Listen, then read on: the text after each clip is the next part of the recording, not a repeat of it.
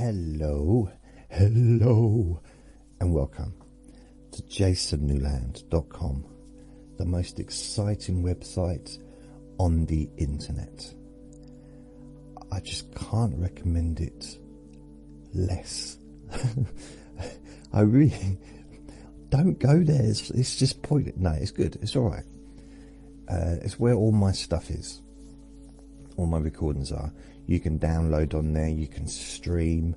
So you can download for later. You can stream it. You can all fast forward it. You can slow it down. Because, I do talk really quickly sometimes. So please only listen when you can safely close your eyes. And this is Let Me Bore You to Sleep.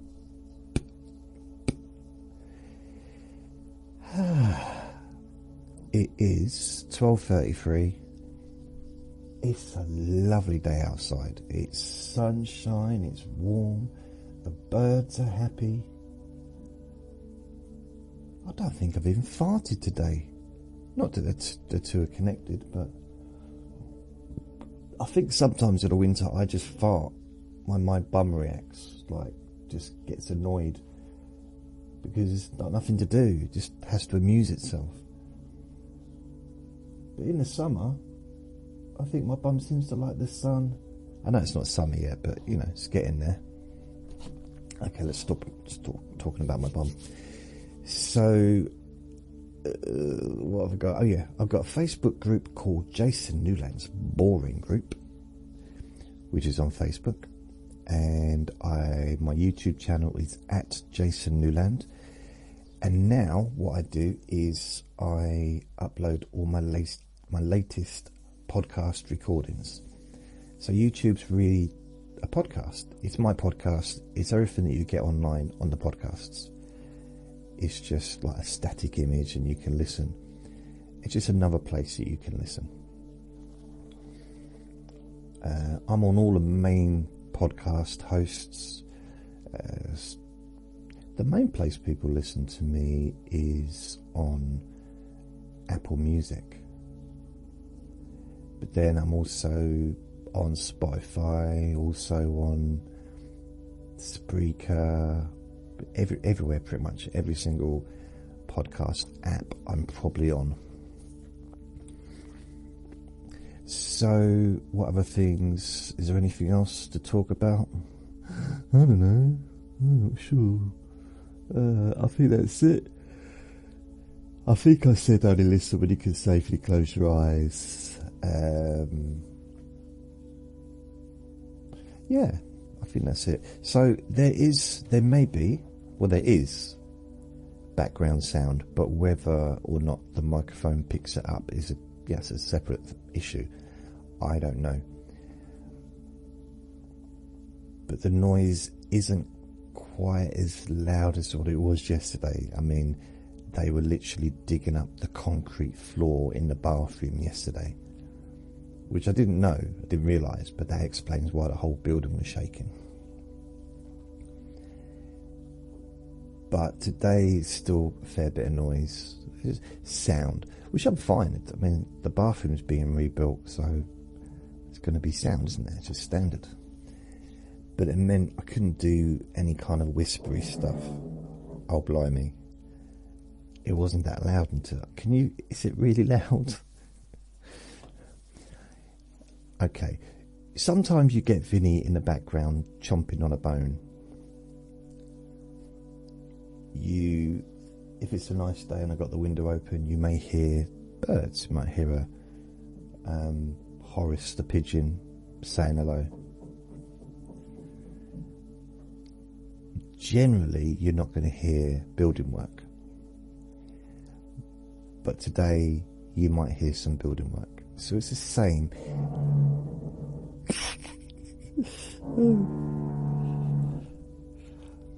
I'm just seeing if it's picking it up. Right. It's not, the recorder's not picking up the same way it does my voice. But, this part of the recording, this is not... It's not a hypnosis recording, and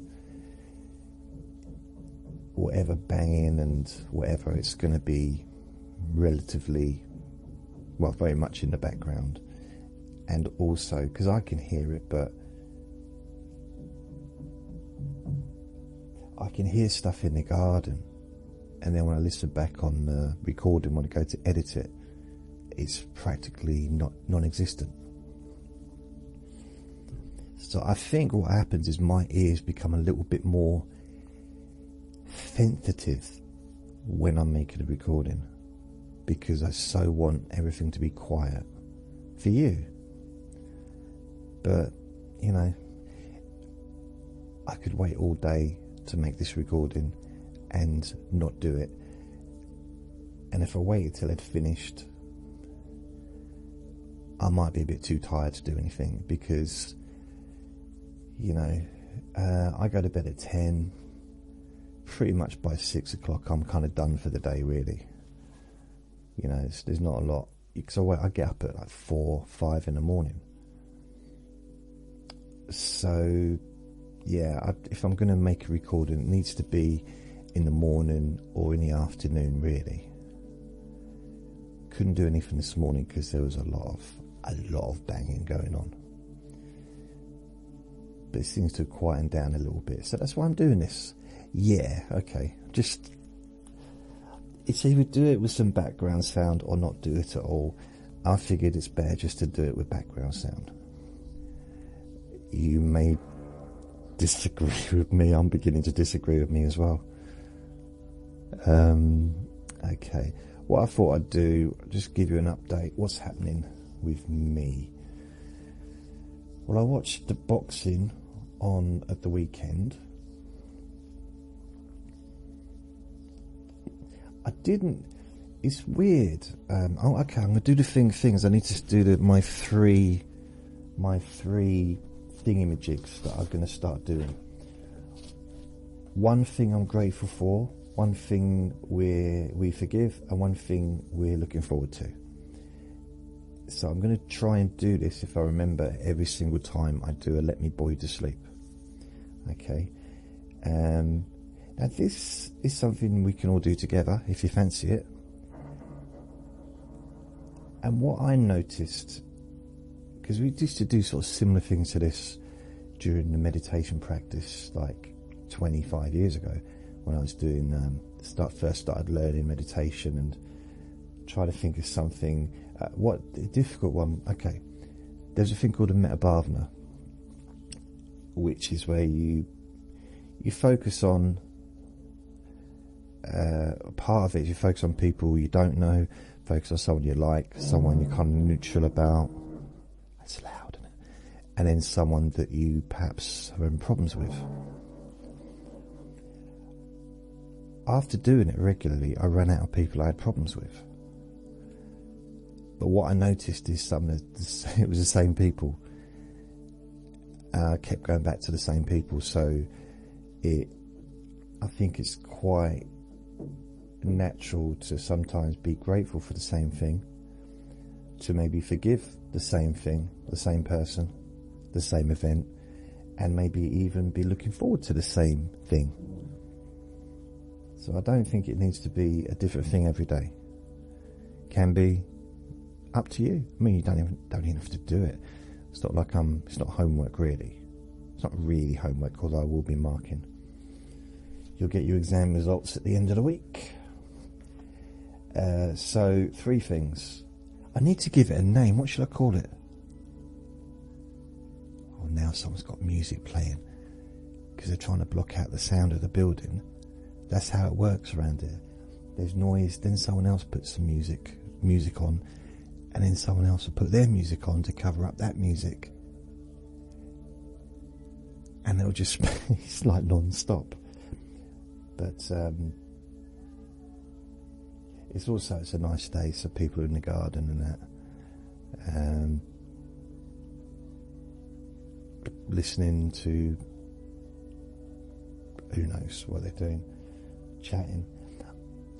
I know that I talk a lot and I do these recordings.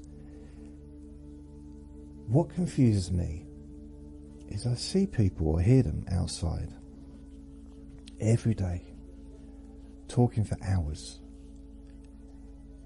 And I can't figure out what have they got to talk about.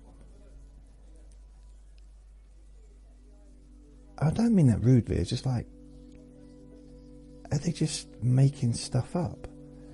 Because it's the same people talking to each other. What possible?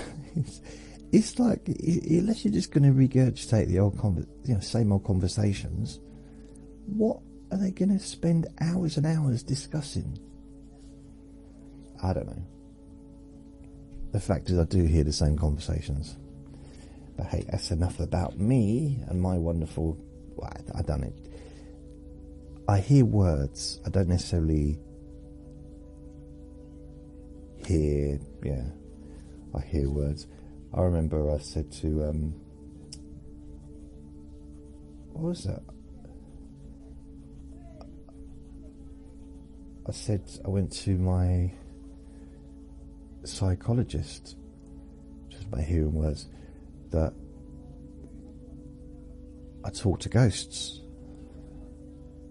Or I talk to the dead. That's what I told my psychiatrist. It's about 15 years ago, or 12 years ago. Because she's like, there's other things going on. She thought, I said, no, nothing wrong with me. It's not. She said, well, you are here to see a psychiatrist. God, there's more noise in the garden than there is in the blooming downstairs. This might be one of those recordings where I can't add music because there's too much background sound. So I said to my psychiatrist, I talk to dead people. Ghosts really, but talk to dead people. And she said, okay, well, we need to keep seeing you every week. And I said, okay, but I thought I was just here for the bipolar. And she said, well, sometimes with bipolar there are there's delusional thinking sometimes, and there's sometimes people see things and hear things and whatever. I said, well, I've always seen and heard things. She said, no, not literally hearing and seeing things, but hearing and seeing things that aren't there. I said, but yeah, technically, isn't that what you do on television? You're seeing things that aren't really there, are they? You see for example, a dinosaur. Dinosaur doesn't exist, and it's not really there. And she said, no, that's not really what I mean. I'm talking about, like, in real life, you see things differently to what they are. But then I said, yeah, but we all do that, don't we? Because our eyes see things upside down, but our brain actually sees it the other way, turns it around the other way. So we're not seeing things how our eyes see it anyway. And she said, can we just stop this? I said, okay.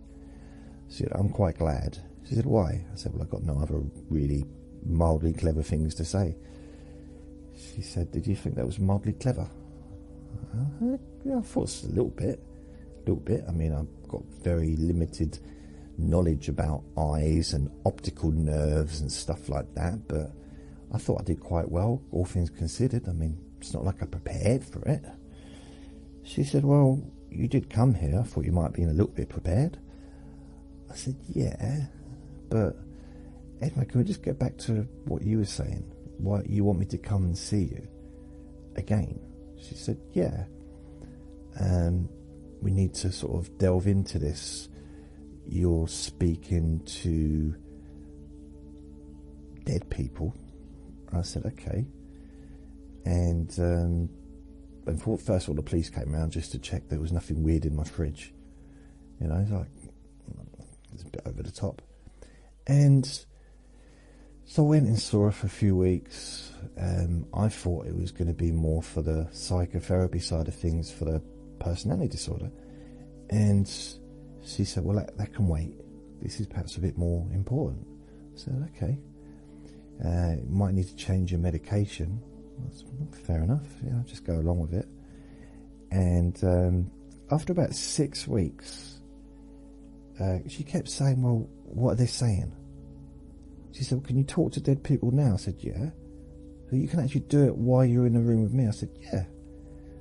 So she said, go on. I said, all right. What, out loud?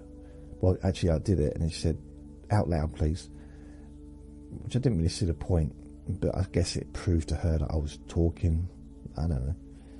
So I'm talking, and after about, I don't know, 5 weeks of this, I'd say, she said, I think there's, I can't really work out what's going on.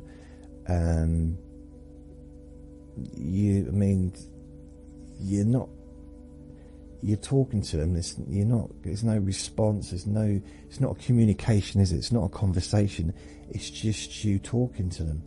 So we've come to the conclusion that you're not able to talk to dead people. That you're not I said, I am talking to dead people. She said, you're not. I said, that's where you're getting confused. I told you I was talking to dead people.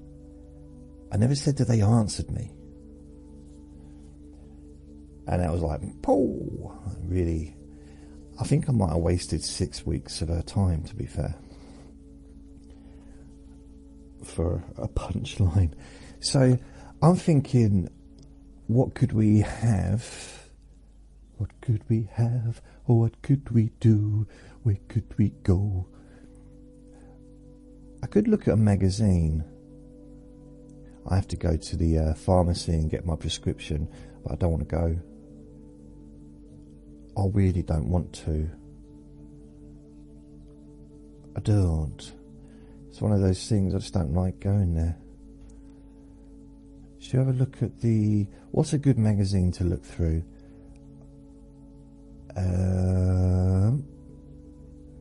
The Rake. Idler. Be More Cat. What's the Idler? I'm sorry, I got to look at this. I don't know what the Idler is. What is it? The Idler. It's a magazine. Slow down, have fun, live well. Be More Cat. A Feline Philosophy by Catherine Hughes. Wild Thing. Rage to the Stage. The Fifth. I've never seen this before. Slow down, have fun. I don't know. I'm going back. I can't see that would be particularly interesting to me anyway. Nordic Living. Let's have a look. The world's best magazine about Nordic design. Ooh, I don't really know what that is. Oh, it's basically just decor, home design. It looks nice, but it's not. All I can tell you, there's lots of lovely pictures. That's pretty much it. Lots of pictures. They're all nice. Yeah, they're just nice pictures. So that's kind of.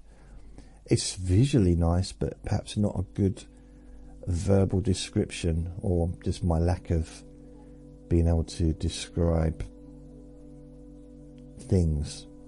Maybe. Let's have a look.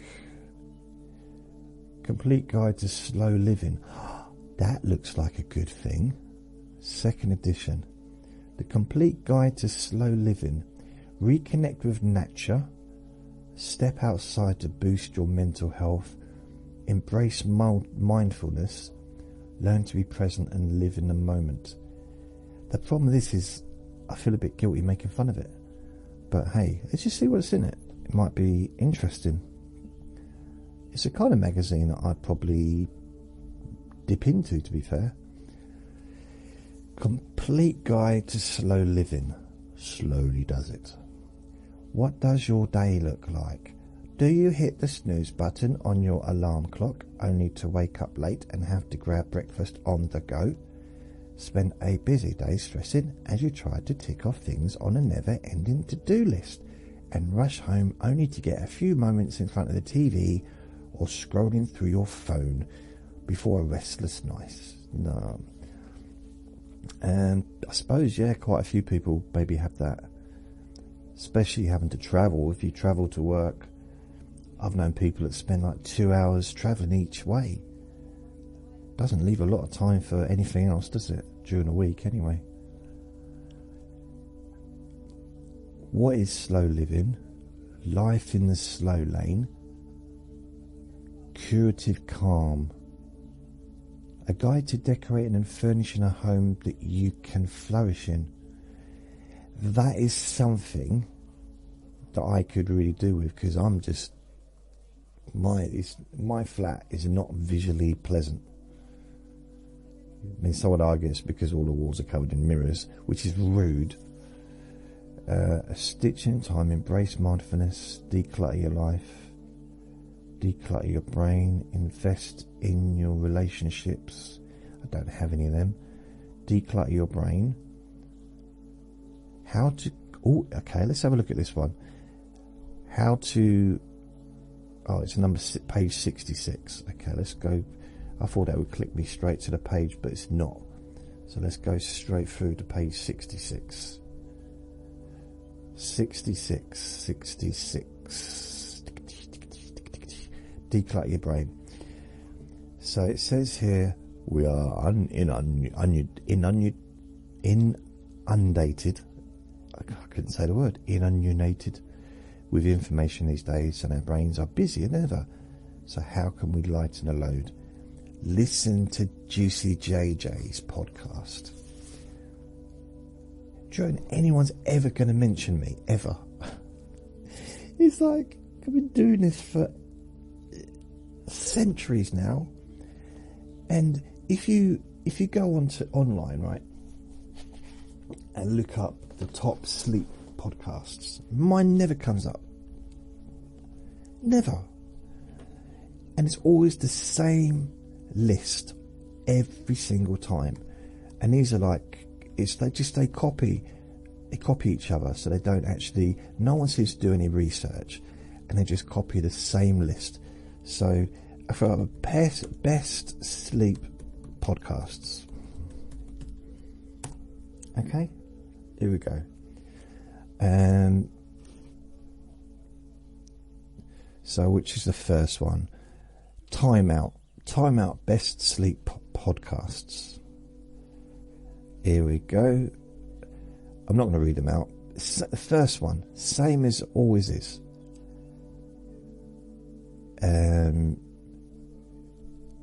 Same.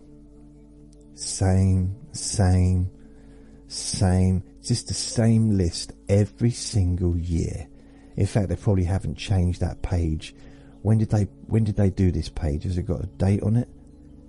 Tuesday 10th of January 2023. Okay, so that's 2 years old. Just update it. Where's mine? I mean, it's got to be fairly up there. For the thing is, people, I'm going to cry. Someone that's never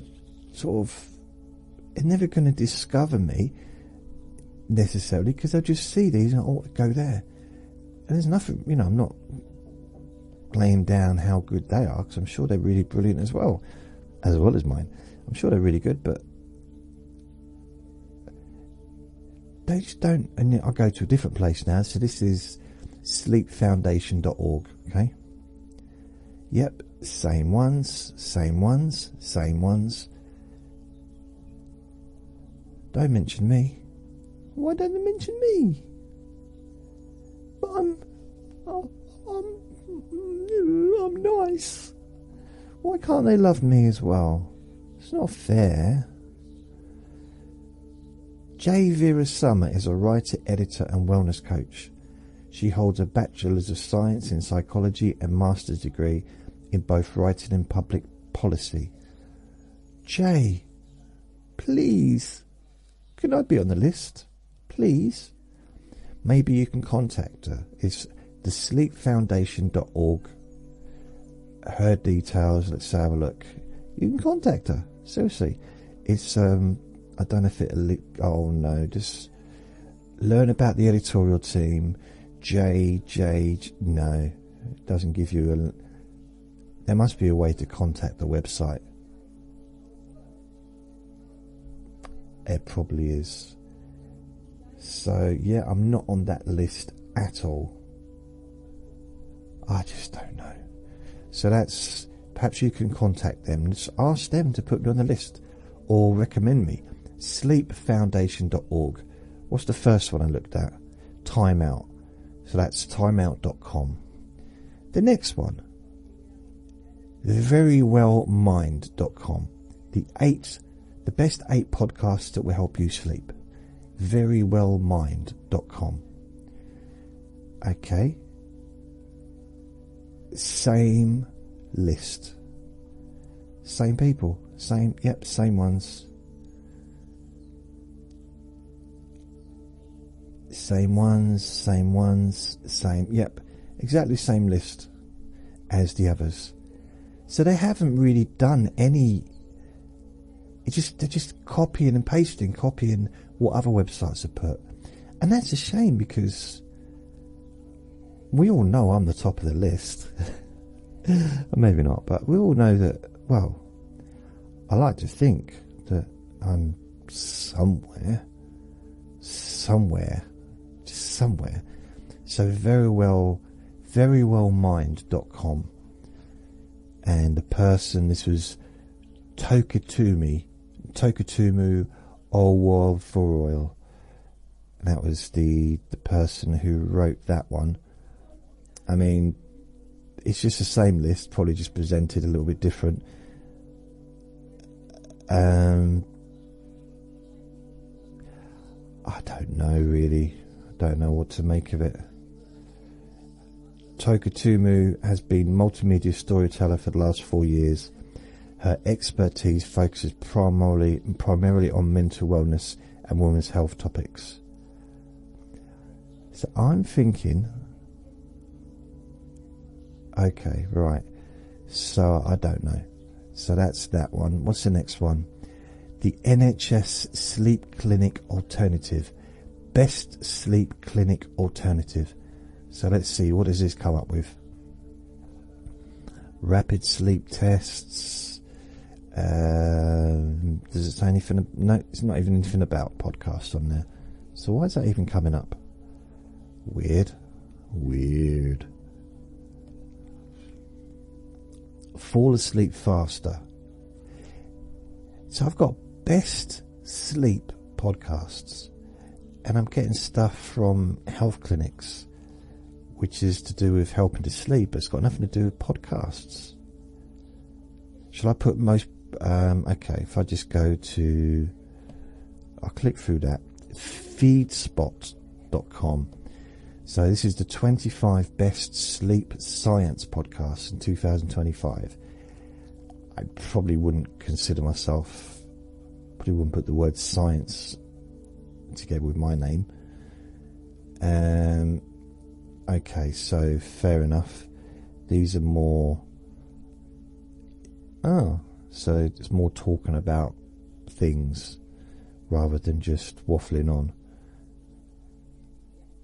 So it's a very different list. But I'm not on there. I'm not on there. Let's have a look. See, you never know. There's always a possibility. Nope. I thought I'd just have a little look. You never know. I might have sneaked in there somewhere. Right, so come out of that one. Slumber Studios. Nope. That's the actual podcast, so come out of that. Oh no. Okay. Oh, he's got quite a few different shows. Sleep Advisor. Sleepadvisor.org. The 10 best sleep podcasts according to a sleep expert. Nope, I'm not on there.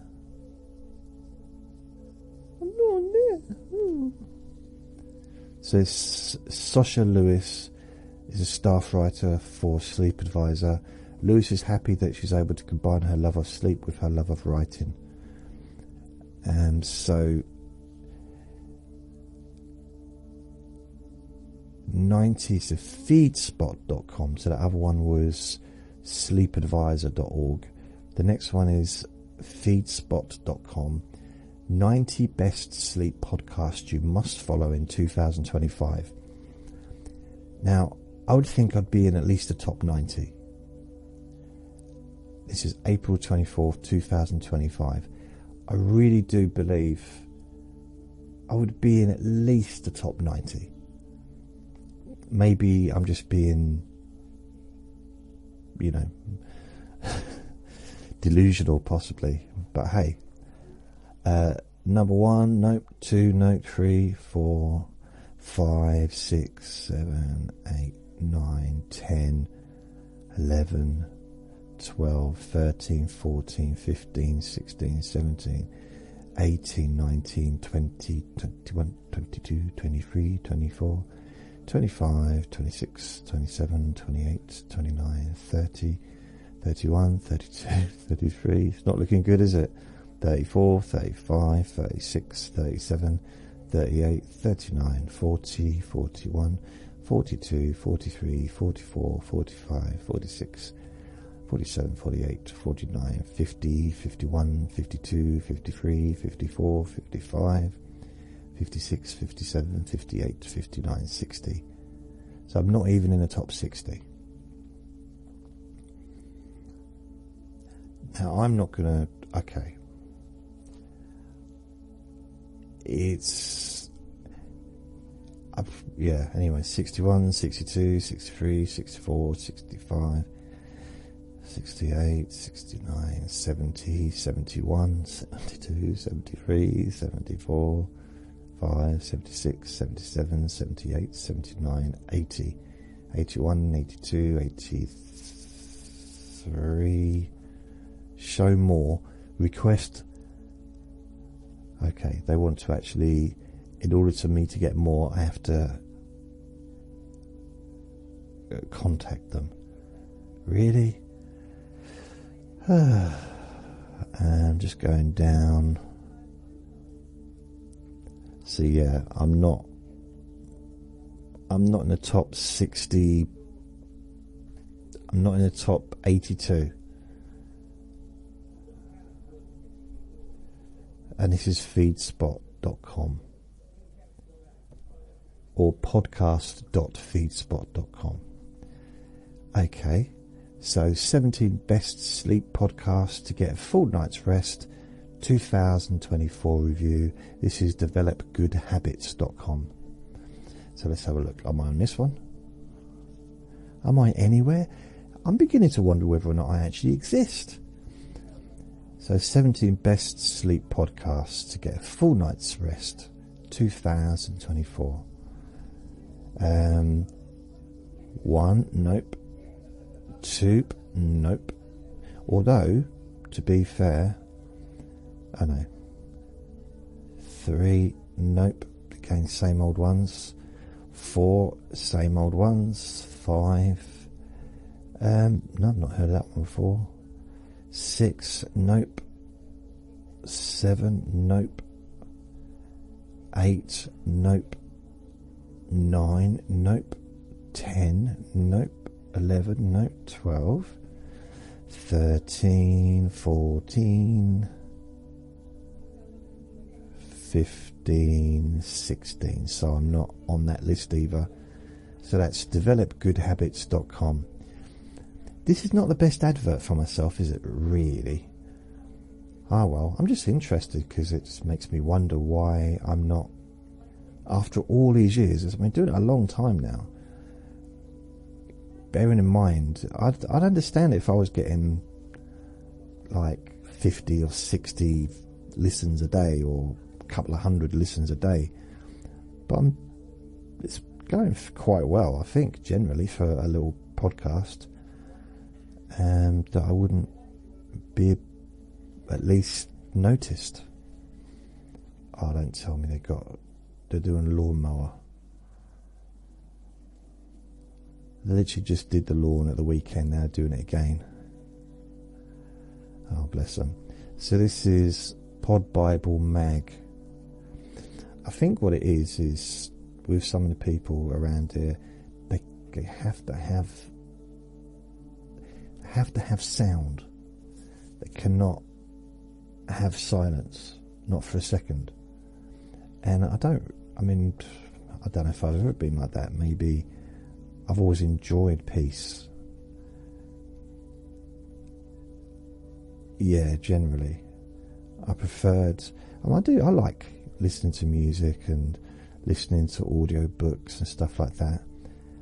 But I also like to just, just sit there, kind of meditative. So podbiblemag.com. I'm not on that list either. metro.co.uk. 10 of the best podcasts for sleep. So this was, okay, this is up to date, August 16th, 2021. So they didn't see the need to update that then.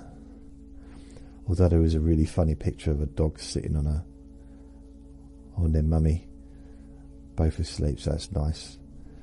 The only way Vinny does that is if I'm asleep. He will cuddle up to me, but won't do it if I'm awake for some reason. Right, yep, I'm not anywhere near on that list. sleepsociety.com.au. So that's an Australian website. sleepsociety.com.au. 40 plus bed podcasts for sleep, to boring and good. So this is a Sleep Society in Australia.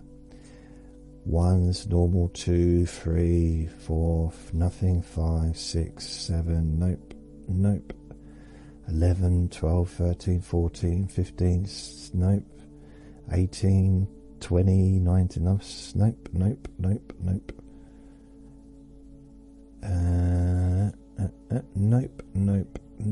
29, nothing, 30, 33, 34, no, 35, 36, 37, 38, 39, 40, 41, 42, 43, 44, 45, 46, 47, 48.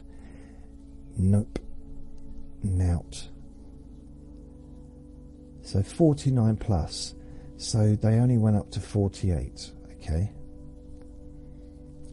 Which to me means that they could have put mine in at the end. If they could only find 48, why not?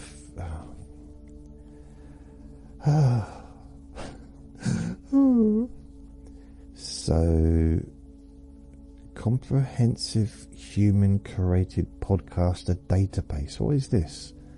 Some people weird. Oh, this is FeedSpot. It's the same. FeedSpot. Podcast.feedspot.com. It's the same list unless it's a different date. April 24th. Yeah, it's the same. It's the same one, isn't it? Because then at the end it says you've got to ask to go to further. Okay, fair enough. So I've already done that one. Come out of there. Healthline. Healthline.com. This is 18th of September 2024. 7 podcasts for sleep and sleep science 2021. Okay. Maybe they updated it in September last year. Healthline.com. So let's have a look at this one. I wonder if I'm on this one. It makes you wonder, how does anyone even find me? How am I found? Because I'm not listed anywhere. It's like no one online talking about me. I'm just like, it's like I don't exist. I say that in a funny way, but I'm just wondering, like I'm people's dirty little secret. It's like, don't tell anyone. I'll listen to this weirdo. He's from England, but he's strange. But it's like, don't tell anyone I listen to him. I'm not on there at all. Oh, it's such a shame. That would really make my day if I was on one of these. Bedtime and sleep podcasts, Audible. Now, okay, this is a completely separate thing. So I am on Audible, but it doesn't seem to work for some reason. So let's have a look at the next one. This is realsimple.com. 14 sleep podcasts that will have you nodding off in minutes. And I already know before I start, it's going to be the same old ones. Yep. 1, 2, 3, 4, 5, 6, 7, 8, 9, 10, 11, 12, 13, 14. Same. They're not looking into it. It's just, I'm guessing it's copy and paste. They've added their own little blurb. Probably just used, AI to put it together. But it's just the same. In fact, I could do this if I could just put, if I go to, okay, here we go. If I get that title, 14 bedtime podcasts that will bore you to sleep, I go to ChatGPT, okay, and I'll just put that. I copied and pasted that. Here's a created list of 14. See, it's bringing me up, but it's going to, because they know who I am. Let's say if I can do it, let's get out of there. Let's use a different one.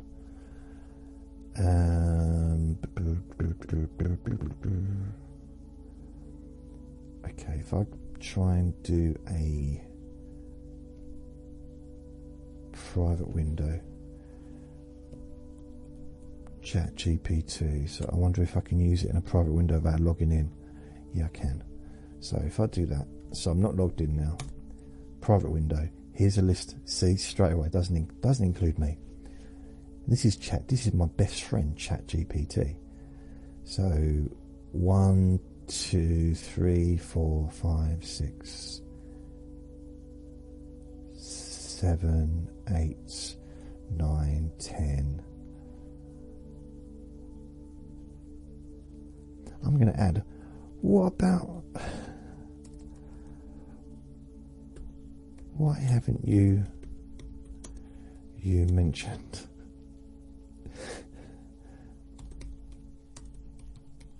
Jason? Oh, you're actually probably talking about Jason's bedtime stories. Is that the answer there? It's a private window, so it doesn't know who I am. The podcast, well, it might do, I don't know. Might be just playing with me. The podcast has gained a bit of a cult following for its incredibly soothing, almost hypnotic style. My bad for missing it. Jason has this wonderfully low-key voice for lulling listeners to sleep. The stories themselves are often about ordinary everyday.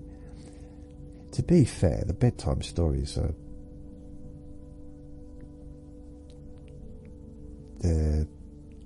I was hoping that Let Me Bore You to Sleep would come up. Any others?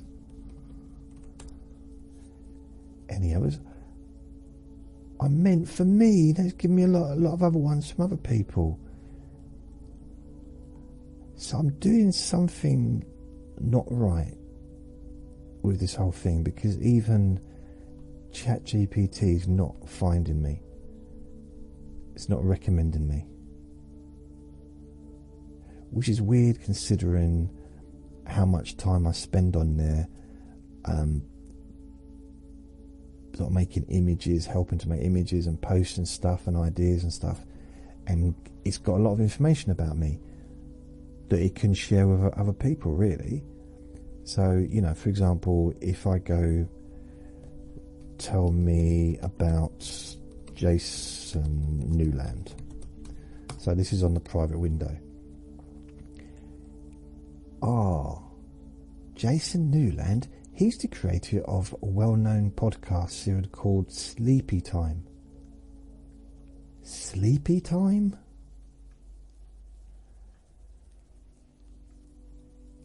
Wow, I've never done a recording called Sleepy Time, and is widely recognised in the sleep podcast world for his relaxing and somewhat unconventional approach to helping people fall asleep.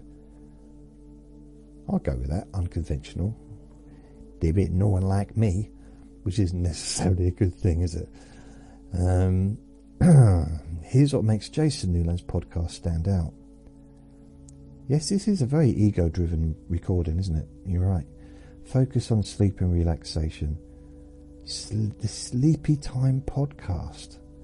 One of his most popular works is the Sleepy Time podcast, where he speaks in a very soothing, sometimes almost monotonous tone. I have never spoken in a monotonous tone ever. Reading soft, slow stories or just chatting about ordinary things in a way that's non-intrusive. The idea is to create an environment where your mind can gently fade away into sleep without any existing twists or turns. Why it works. His voice itself has a calming, almost hypnotic effect, and the pacing of his delivery ensures that you're not mentally engaged enough to stay alert. How rude! I'm very entertaining and very enjoyable and very exciting to listen to. At least that's what I thought I was. Jason's competition is it gentle and simple stories. Jason's content is often very simplistic and repetitive. There's nothing. There's nothing simplistic about what I do. This is high level psychological technology being put into process. This is high level psychological technology. I use high level psychological technology. And to call me repetitive, which can be ideal for sleep, rather than complex narratives. What do you mean everything I do is complex? They're saying I'm really simple and rather than complex narratives, his stories might just be about a walk in the park or a description of the weather. The point is to lull the listener into a restful state without challenging their thoughts. Brilliant. I mean, they might as well call a podcast boring. Oh, wait a minute. The topics may seem trivial, but that's exactly what makes them perfect for sleep.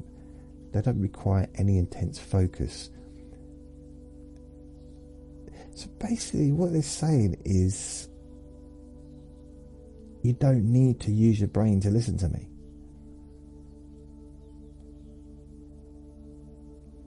Jason uses a technique where he talks in a relaxed manner, often repeating phrases or stories, and his delivery is incredibly slow. I don't talk slowly, really, I don't think. This repetition is meant to ease your mind. They're making out that I know what I'm doing. I don't know what I'm doing. It's like I'm doing something on purpose. This repetition is meant to ease your mind and lower your stress levels, making it easier for you to drift off.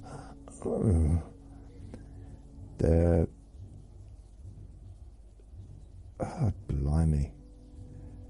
I mean, in theory, I don't know, am I really boring? I know the podcast is called Let Me Bore You to Sleep, but, you know, it's kind of ironic because I am so super exciting. It's an irony name. No pressure to stay engaged. Well, a key aspect of this podcast is they don't require you to stay engaged. Why would I not want you? I want people to listen to what I'm saying. This is my life.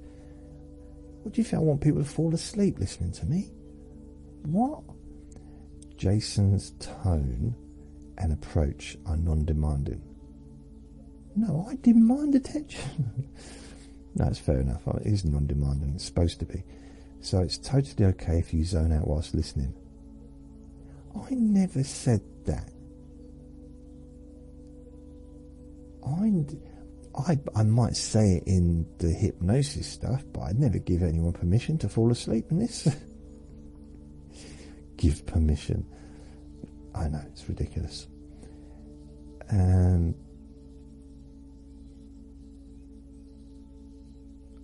Accessibility. Jason has built a loyal following because of how accessible his content is. His podcasts are available on multiple platforms, and he's known for being very open and welcoming in his approach to sleep, offering free content for anyone in need of help falling asleep. That's fair, I think. And the approach is casual and authentic. Jason's style is often described as very often by who? Me, probably. No one's ever said a word about me online. It's like search is nothing.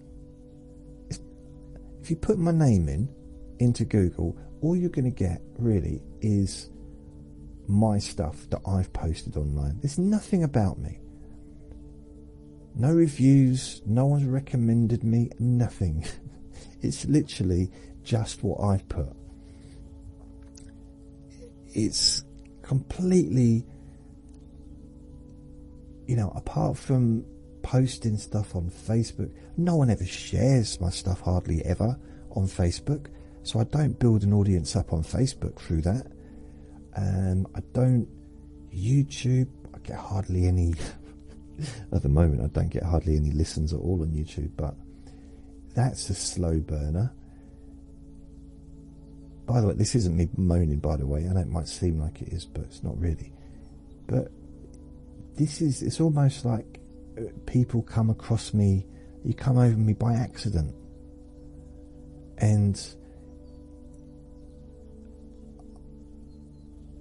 I like to think it was a happy accident. But it's like,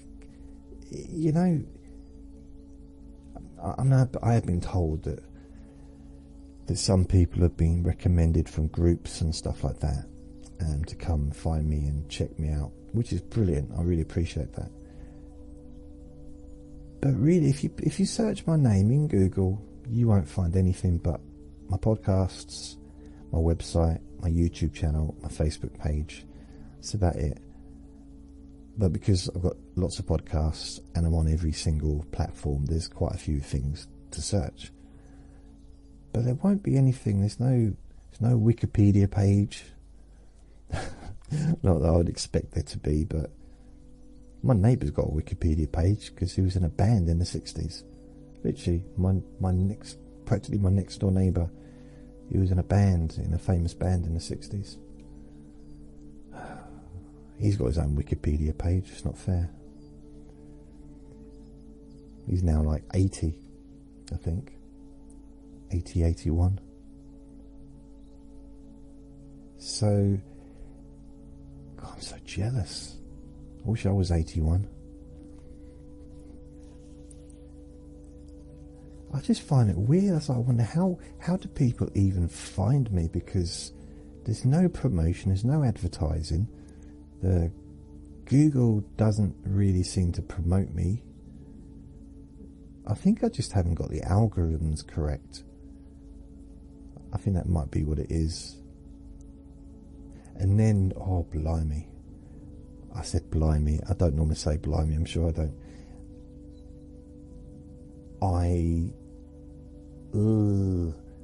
By the way, Q&A Friday's Friday. If you've got any questions, please go to my Facebook group, Jason Newland's Boring Group, or you can go to my website, jasonnewland.com, and fill a little form in there, and I will mention your name when I answer the question on Friday. It's gone quiet. There's no building work. The penguins outside, the seagulls, rather. Yeah, seagulls are a better word. The seagulls aren't screaming outside, so that's nice. I'll turn the music off. Rah, rah, rah, rah. That's all I hear. Rah, rah, rah. Some of his episodes feature soft soundscapes like rain and wind. Now, yeah, in the past, it's making it up. Why people love his podcasts so I'm thinking it's making it up, but at the same time it's adding stuff that I quite like. So I'm being choosy. There's parts I don't like because that's just made up. And then like the nice bits, I'm thinking, yeah, that must be correct. So it says relatability. Jason's voice feels like you're hearing from a friend who's just offering you a moment of peace.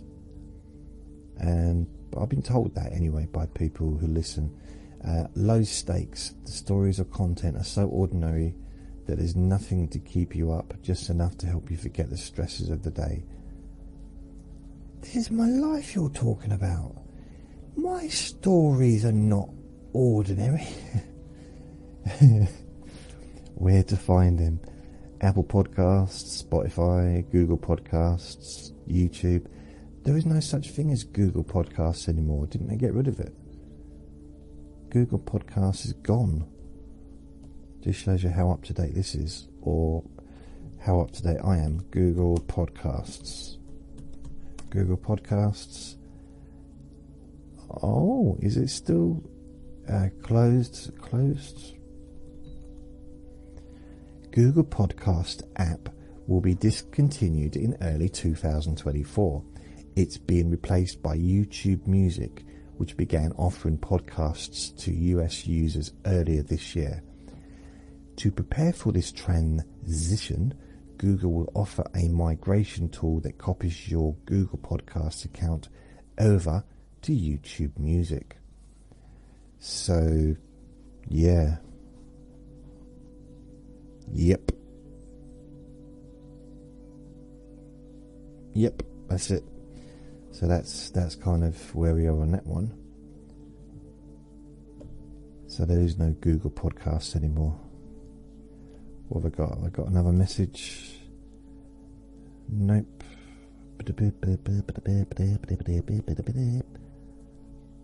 Oh, I want to say thank you to Mary for your for your PayPal gift. Thank you all. I should have said that at the beginning of the recording. So let's have a look. See if there's any other ones. Realsimple.com. Is this the one I just went through? 14 sleep podcasts. Ooh. Yeah, I think it's the one I've already been through. So let's go back. Goodpods.com. Best Sleep Podcasts 2025 Top 46 Shows. So this was April the 30th. I don't know. They probably just added today's date on there. So note 1, 2, 3, 4, 5, 6, 7, 8, 9, 10, 11, 12, 13, 14, 15, 16, 17, 18, 19, 20, 21, 22, 23, 24, 25, 26, 27, 28, 29, 30, 31, 32, 33, 34, 35, 36, 37, 38, 39, 40, 41, 42, 43, 44, 45, 46, 47. Nope. So I don't even get like a mention, like, and if none of these 47 podcasts do the job and you've run out of options, just try this weird one from Jason Newland. 10 best sleep podcasts of 2025 to lull you to sleep. Calm's page. Calm, C-A-L-M, sage.com. So let's have a look.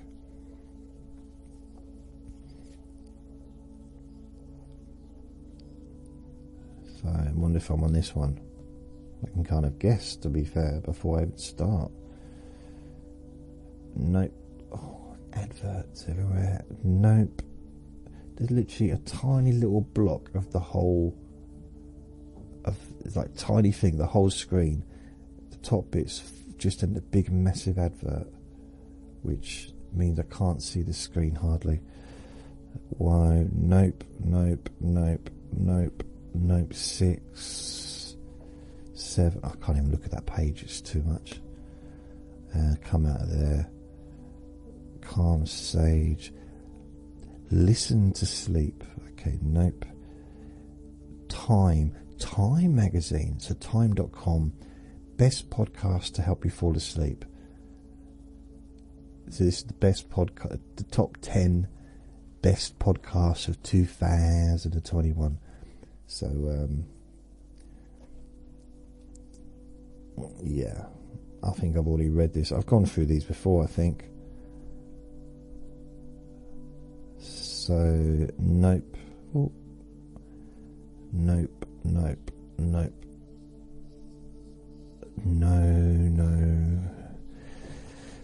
So nothing there. Come out Time magazine. So I think sometimes they just have these pages to get people to go to the website. They're not invested in the content. You know, they've got probably millions of pages of just random stuff that they've just copied. I'm not saying Time magazine, but I've done it myself in the past on my own website. Just take stuff off of other websites or other information, post it on a random page, and you might get a bit of traffic. Town and Country magazine. I don't want to get sued by Time magazine, do I? Blimey. Town and Country magazine. So townandcountrymag.com. 11 best sleep podcasts 2024. Top calming and meditative podcasts. 1, 2, 3, 4, 5, 6, 7, 8, 9, 10, 11. Again, nope. And best podcasts UK. So here's one. I might be on this. Well, I don't know. Best podcasts for sleep. Relaxer stories, sounds and meditations. This is from the 15th of November 2024. bestpodcasts.co.uk. So let's have a look at this. 1.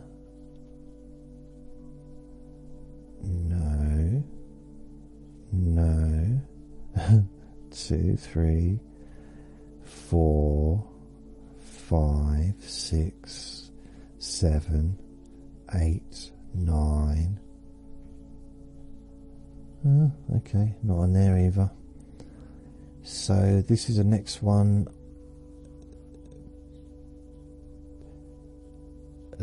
Oh, this is weird. This is another one. This is also... Oh. Is that this? This is... How... Okay, there's another page, but I'm not on that one either. The same website. Weird. Best podcasts for sleep. Actually, I'm going to go back to that. Let me have a look. If I say categories, boring. Is there a category for boring? Yeah, I'm not on there. Categories. What would it be under? Mental or mental health?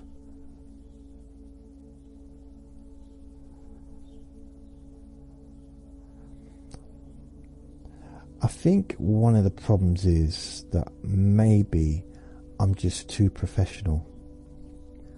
I think that might be getting in my way. I'm just too flipping professional. And it just, you know, all these other podcasts, perfect professional images, and there's quite a few famous people do, well, there's lots of famous people do podcasts. It's kind of difficult to really compete. There's quite a few podcasts connected to radio shows as well. So, you know, they've got millions of, well, hundreds of thousands, if not millions of listeners to the radio show that will some of those will go to the podcast. So I've got good podcast. Listen, Calm Sage. Already done that one, haven't I? Best Sleep Podcast, Town and Country, karma-u.com, 11 best podcasts. So let's see if I'm on this one. And no.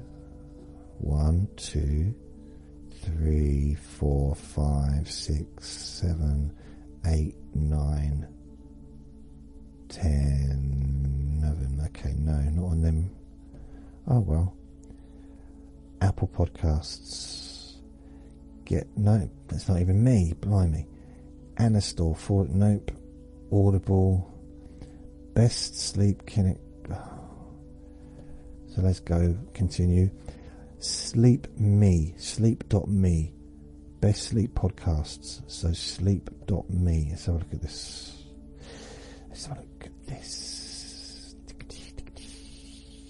1, 2, 3, 4, 5, 6. So this is the same ones. It's exactly the same ones as on all the others. So no research done there, unless they're just really, really good podcasts, which I'm sure they are. But I just wonder why they have to keep putting the same ones. Because I'm jealous. Reader's Digest Canada, so it's readersdigest.ca, the best sleep podcast to doze off to. Right, it's not letting me go to there for some reason. Oh yes, it is now. Didn't want me to go there.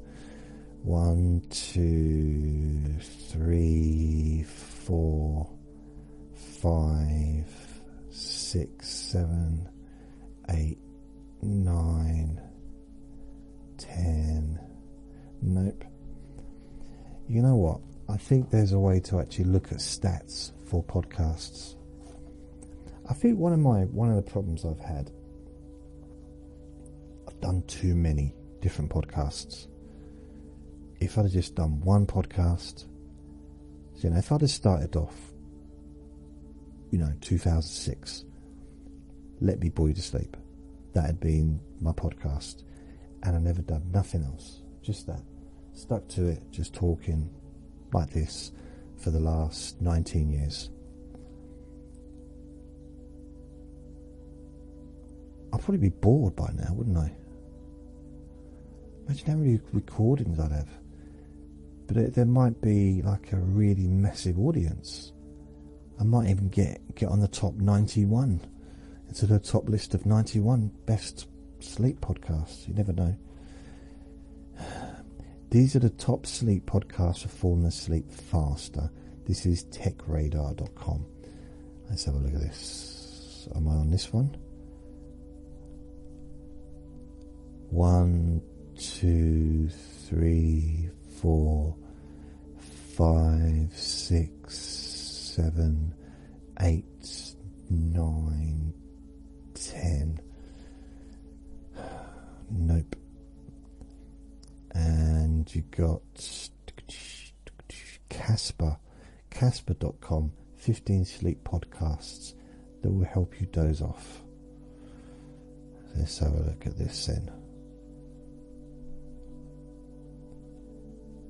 1, 2, 3, 4, 5, 6, 7, 8, 9, 10, 11, 12, 13, 14, 15. Nope. I feel like I should just start off from scratch again, because it's a shame. Oh, British GQ, so gg-magazine.co.uk. So let's have a look. Maybe I'm in this one. Here we go. You never know. I can probably figure it out before I even start. Oh, okay. So 1, 2, 3, 4, 5, 6, 7, 8, 9. Okay, so it's nothing in there. Sleep stories and podcasts for adults. Okay, no, that's an actual podcast. Sleep.com, 7 best bedtime stories. I mean, technically, this isn't a bedtime story, is it? But 1, 2, 3, 4, 5, 6, 7, nothing.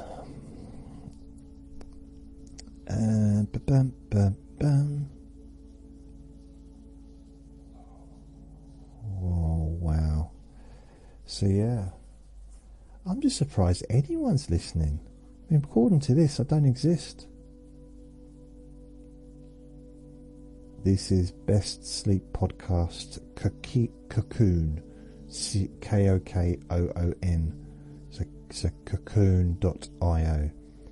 Welcome to our blog where we unveil the top sleep podcasts of 2023. So let's have a look. Come on. It was 9th of May 2022. So it's a bit weird that they put 2023, but it's alright, it's fine, it's okay. I'm not gonna go on about it. 1, 2, 3, 4, 5, 6, 7, 8, 9, 10. So same old list. The Evening Standard, the best podcast to help you unwind. This is the Evening Standard, August 2023. So come on, Evening Standard. Give JJ some honey. Come on. 1, 2, 3, 4, 5, 6, 7, 8, 9, 10, 11, 12, 13. Nothing on there.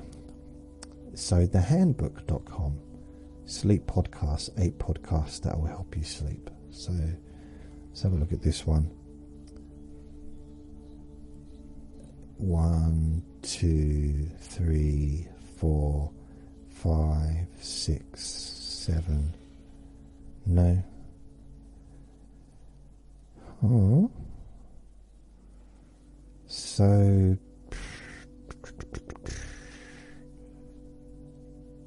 reddit.com, looking for quiet podcasts to sleep to. So look, if anyone's mentioned me,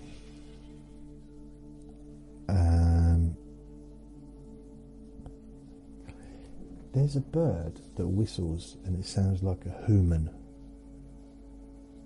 Seriously, sounds like, I know it's not a human being because it happens too often, I think. Okay, so let's have a look. Has anyone mentioned me? Come on, mention me, please. Nothing. Nothing, no mention. Why don't you try Jason Newland? He's ever so good. No.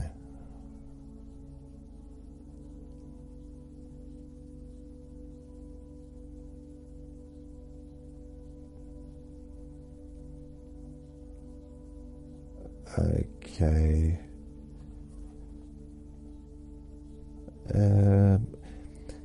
True. I've never understood why people. I know I'm not judging the true crime podcast. I mean, I know why they're interesting. Blimey, super interesting. It's very, I've watched stuff on YouTube. Like, I spent an hour and a half watching this interrogation. I'm like, why? It's very, very catchy. It does catch you. Doesn't seem very relaxing though. I don't think I'd want to be asleep in bed. I mean, if I'm listening to the radio on a Friday or Saturday night, I mean, generally Friday I listen to two. It's the Nick Abbott show, Friday, Saturday night, 10 till 1, and it's light-hearted. He talks about some stuff, but it's nothing, it doesn't go serious. And if his callers call in with serious stuff, he gets rid of them. On the Sunday, it can go serious. So sometimes I turn it on and just like have to turn it off because I don't want to think about that stuff when I'm in bed, you know.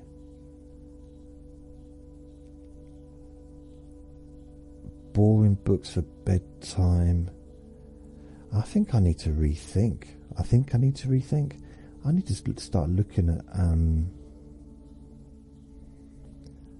something's wrong here, isn't it? If nobody's recommending me anywhere,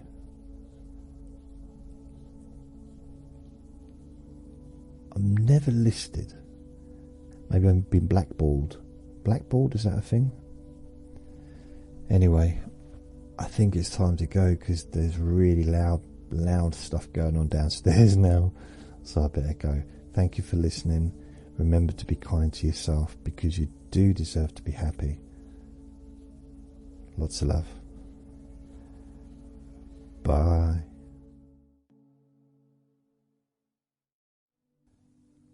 Relax in a more deep and meaningful way.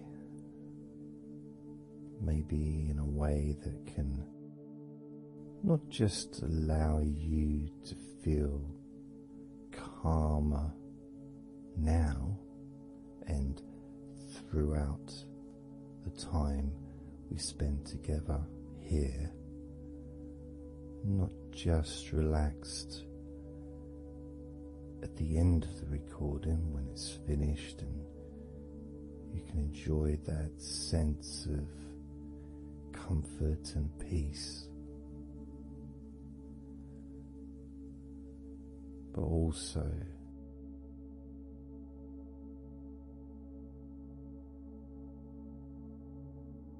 I think it would be nice to have those feelings of relaxation continue for longer after the recording is ended, so that you can still benefit from listening to my voice. Maybe in a few hours' time, perhaps tomorrow.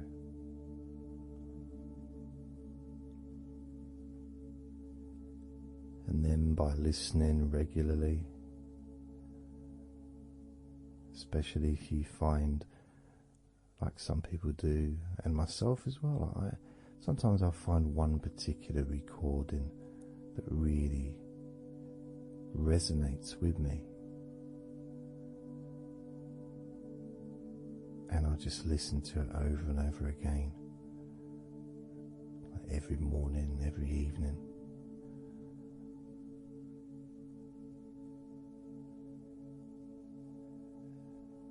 There was this recording from, we're going back to about 1999. It wasn't hypnosis, but it was a guided visualization, so it kind of was hypnosis really. And I managed to find it again, and it still has the same effect on me. And part of it was the person's voice relaxed me. Just felt so peaceful, and I'd look forward to listening to her in the morning and in the evening.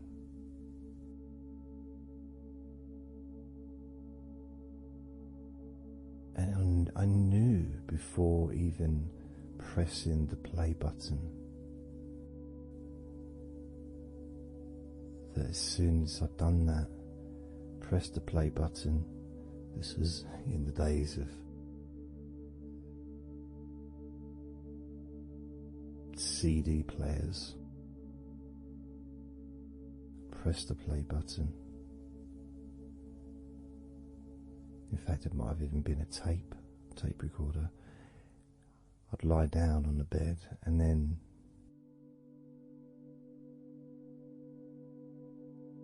even without necessarily listening to her words,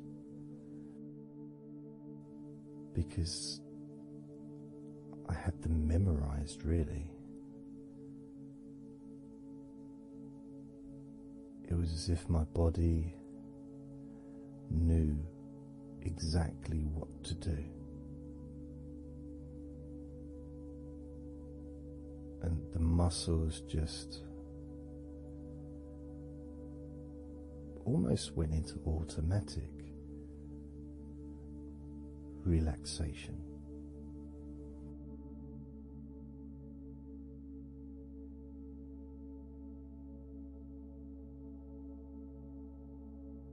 And I remember my mind would slow down.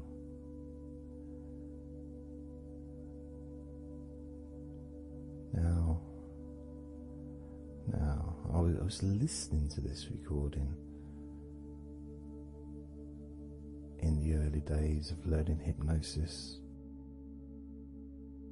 and long before I ever made any videos or audio recordings myself, because I didn't start doing that till 2006.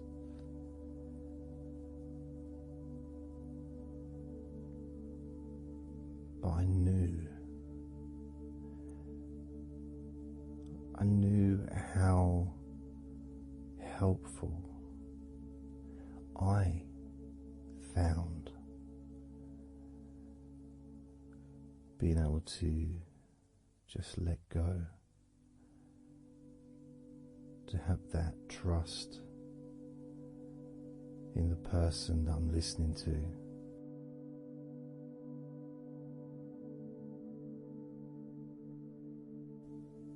Knowing that it's going to be just as relaxing, if not more so, each time you hear my voice. You may feel the same.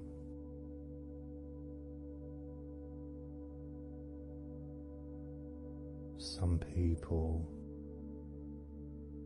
have been listening to me for over a decade.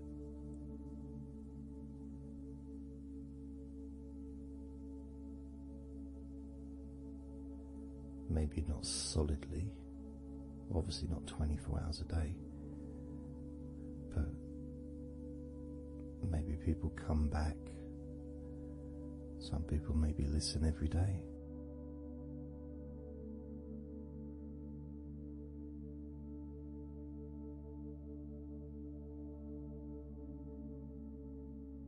And something that I do, which you may not realize by listening, is when I record these recordings now, for example, I also am affected by the words that I say. So if I said to you, focus on your feet, notice your feet relaxing, I will be focusing on my feet. I will be noticing my feet relaxing.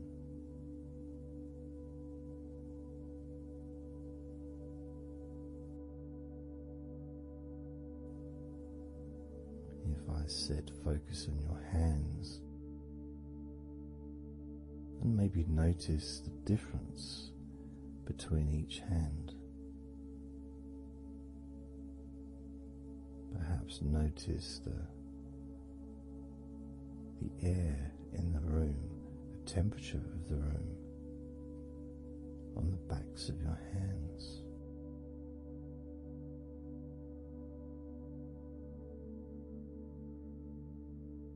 You may start to notice what almost feels like a very light breeze,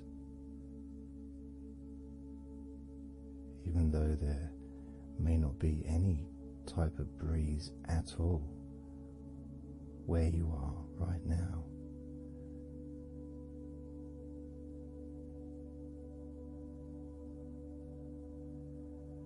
And as you become aware of your hands,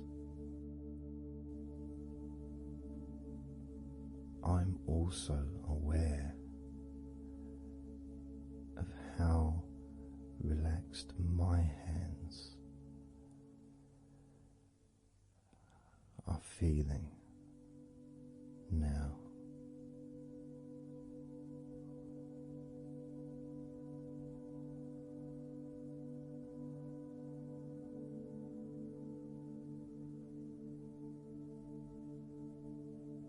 And when it comes to potentially drifting off to sleep, which may be the reason you're listening,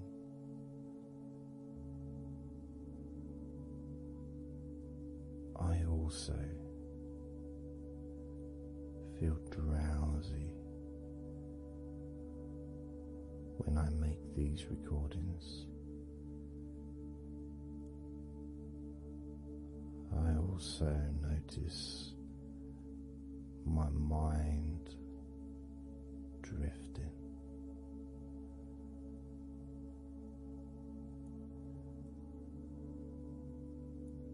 In fact, at times I've actually fallen asleep.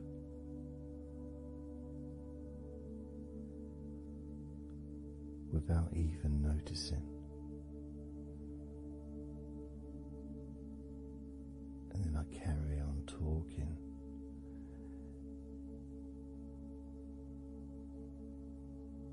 And it's only when I listen back to do the editing, I hear snoring, and I think, I don't remember snoring. I remember talking. Is it snoring, or is a pig turned up?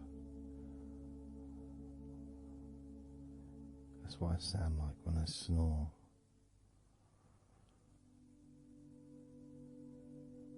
And I get really into the whole experience.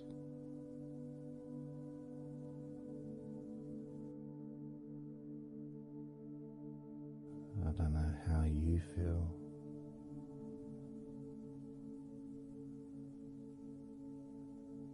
How relaxed you feel in your feet.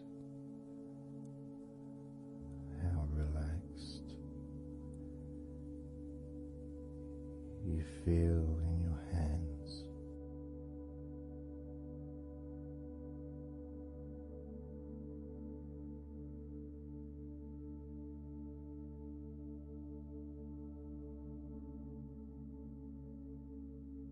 I have noticed more and more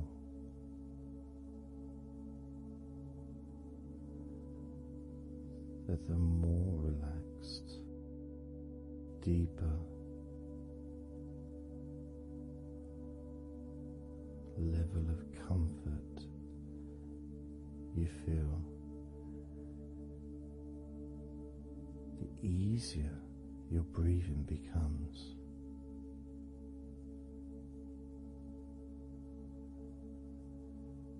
It's almost like that additional muscle relaxation So this allows you to breathe easier.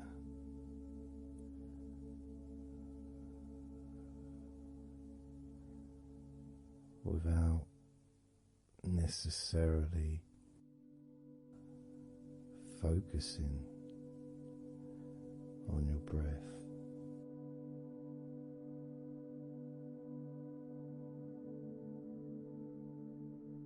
However, being able to notice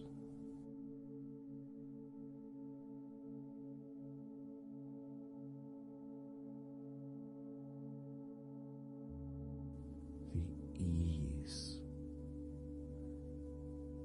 in which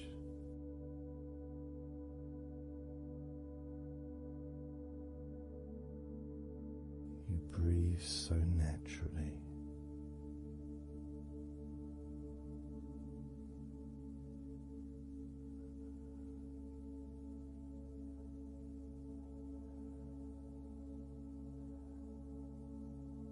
You breathe so very easily and smoothly.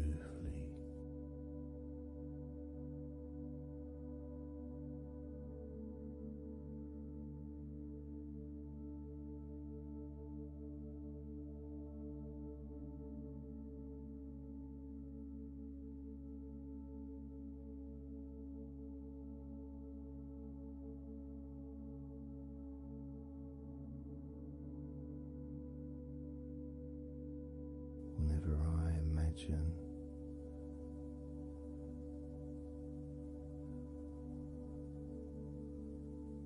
my breathing improving,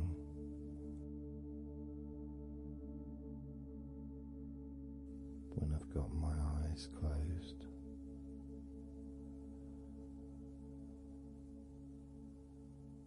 I tend to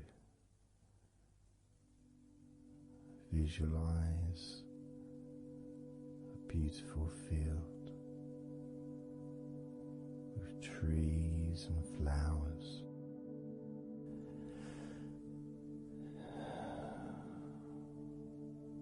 producing all that life-giving oxygen.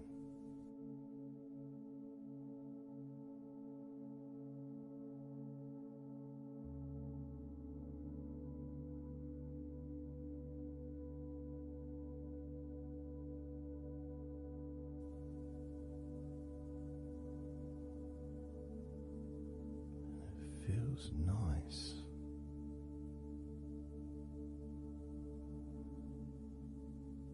to, if nothing else,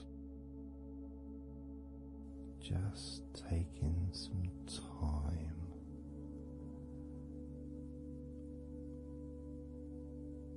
away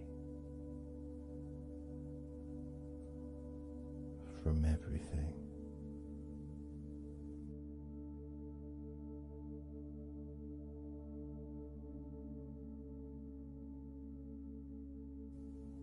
Enjoying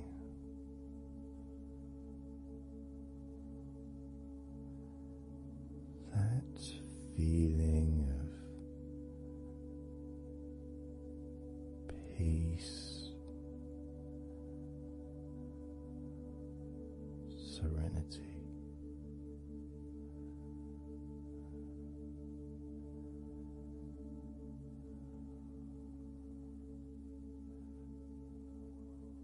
With a joyful heart.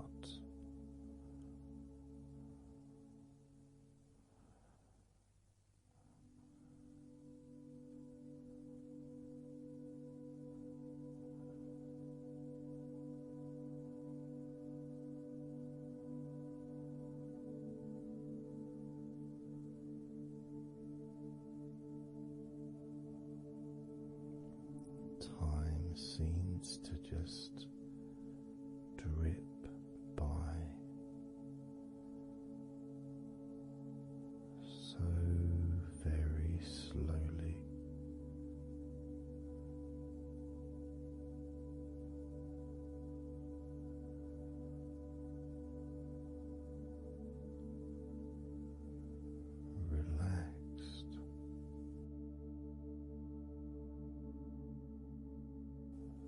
so deeply peaceful.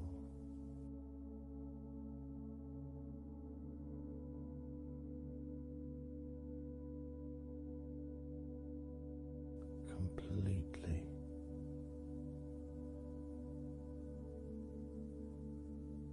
unattached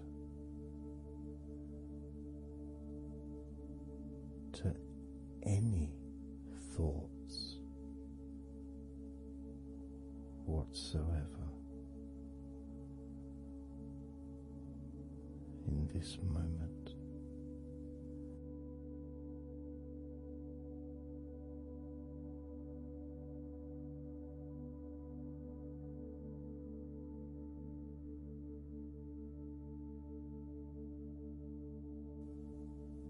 Completely free.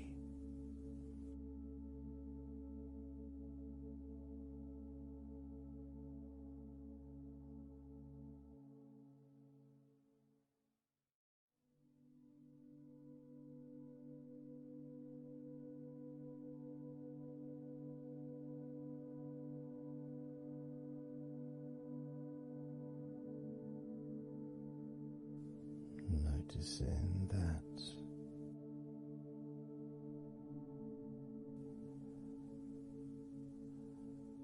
your mind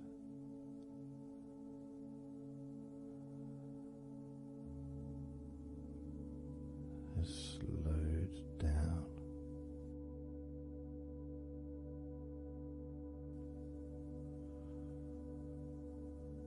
Slowed down.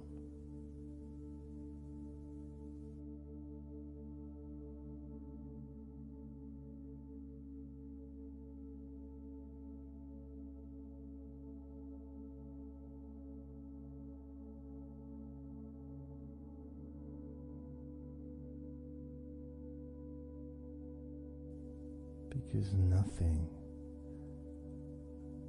really requires your attention.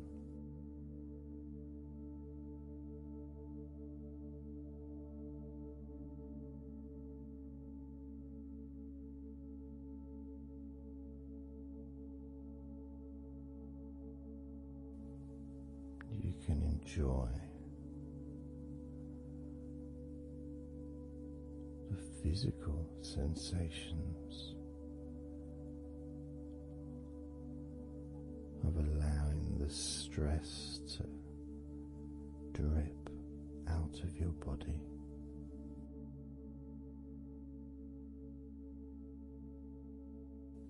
Dripping out of every part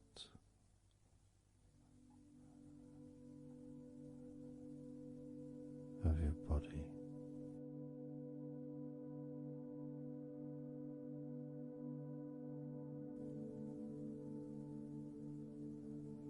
And being released from your brain and your mind.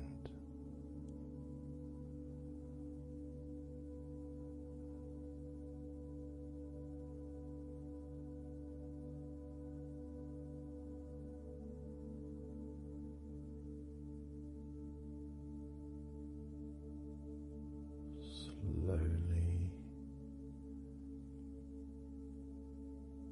but surely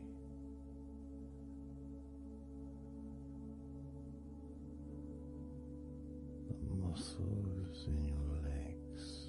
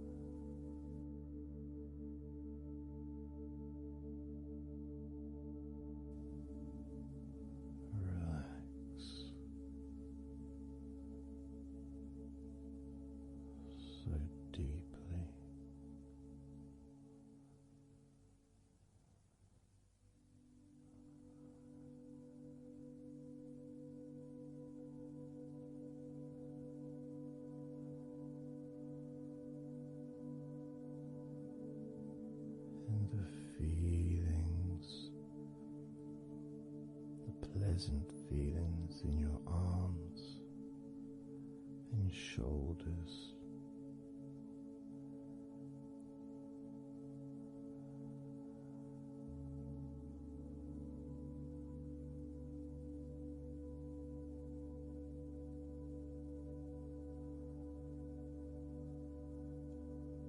Deepening each part of your body further and deeper.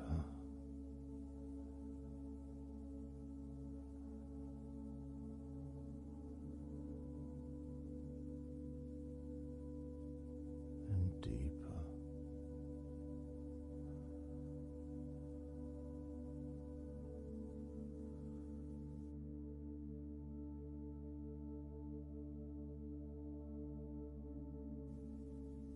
Noticing the feelings in the back of your neck.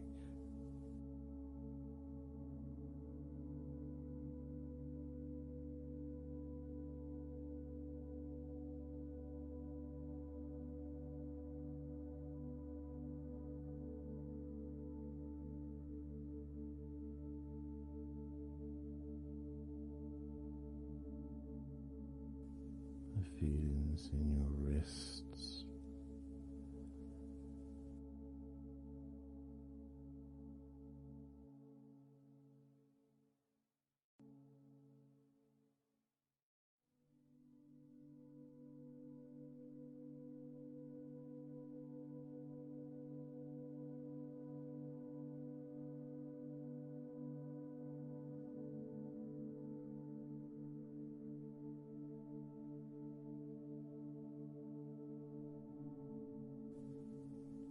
Muscles in the front of your body.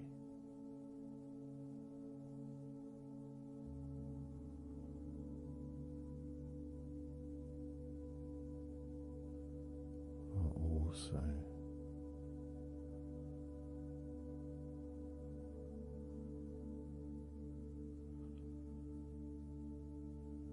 feeling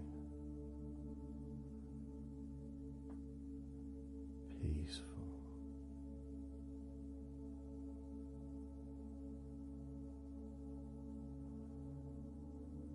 Deeply.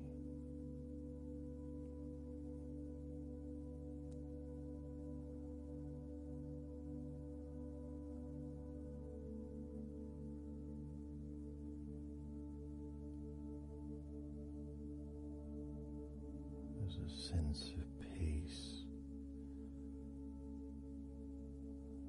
spreads through your very core.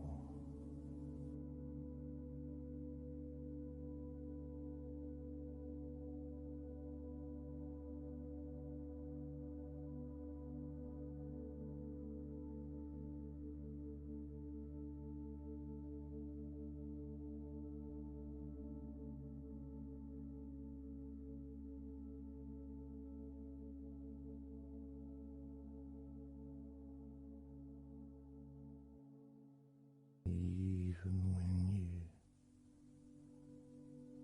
focus on your mind,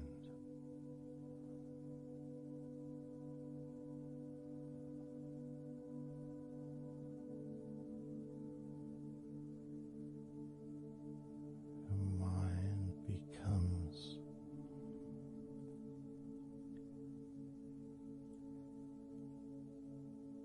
even slower.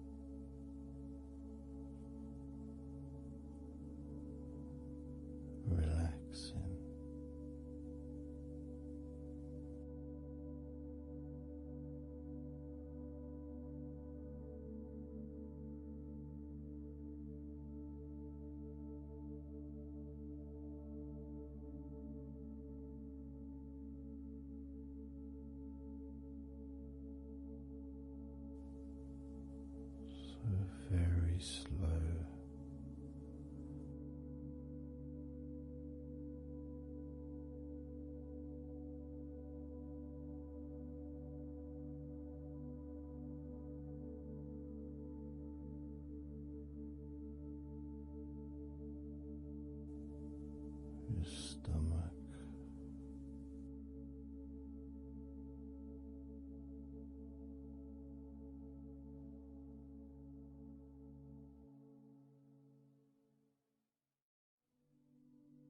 Peaceful in your stomach.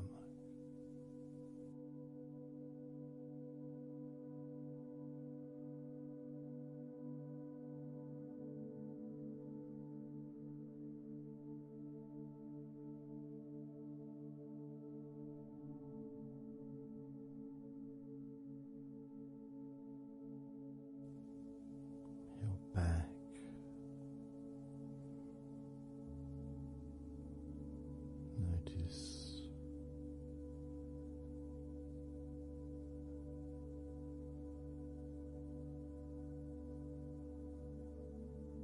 Notice how relaxed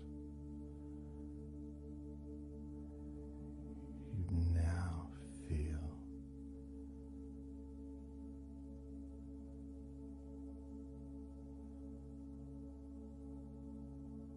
In the whole of your back.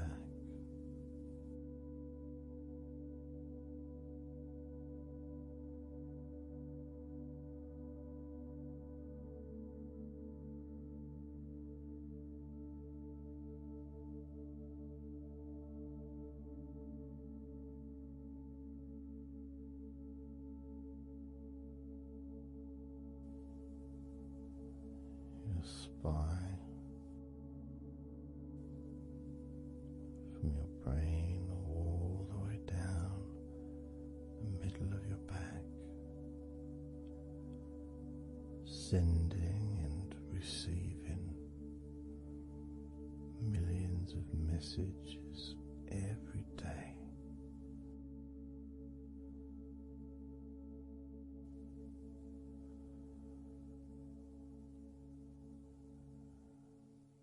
Deep comfort increasing.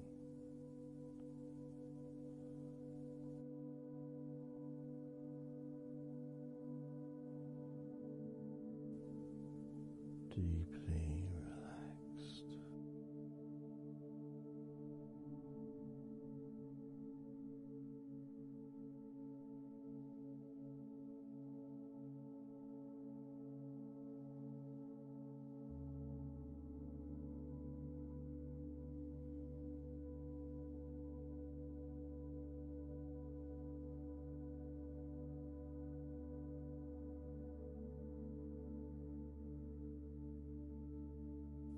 Your knees,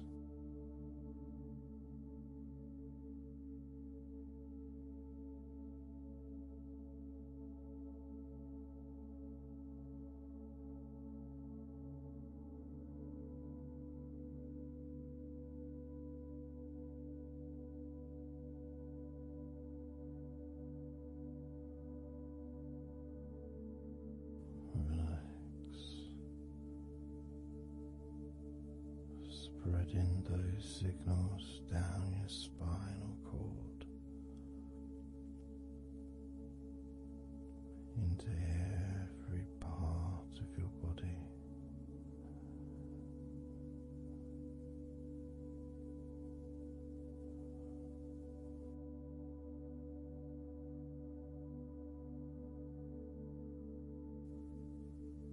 Your shins and your calf muscles.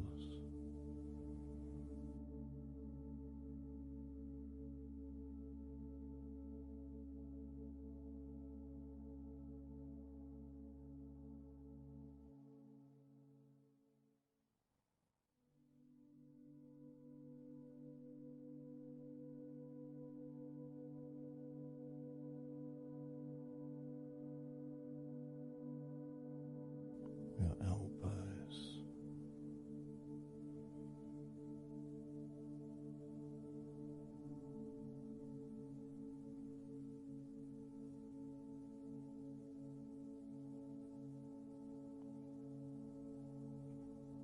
feelings of peace and tranquility spreading through your body.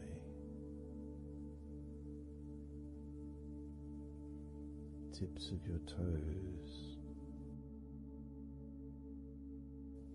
to your eyes,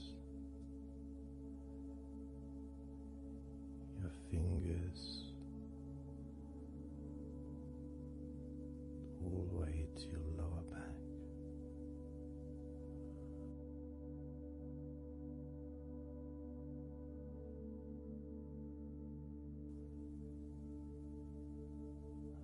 Letting go, really letting go.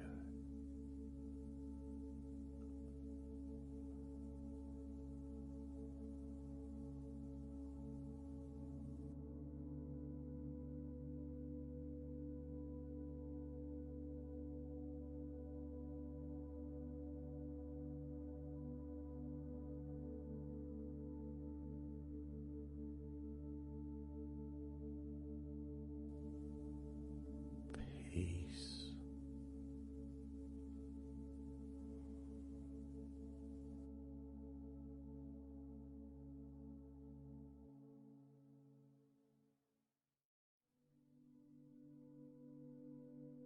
Drifting.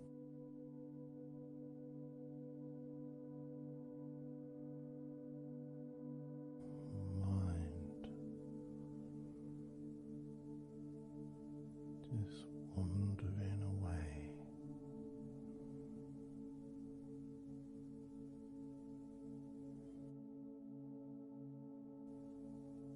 Happy to let go. Let go. Completely let go.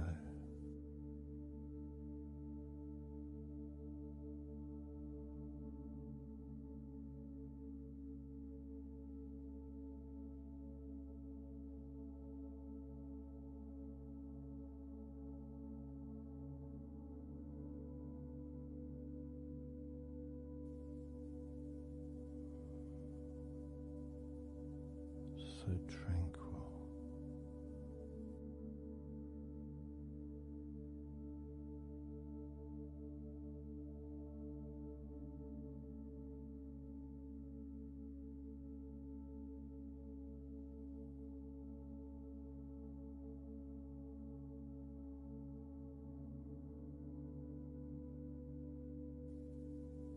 Your whole body enjoying a sense of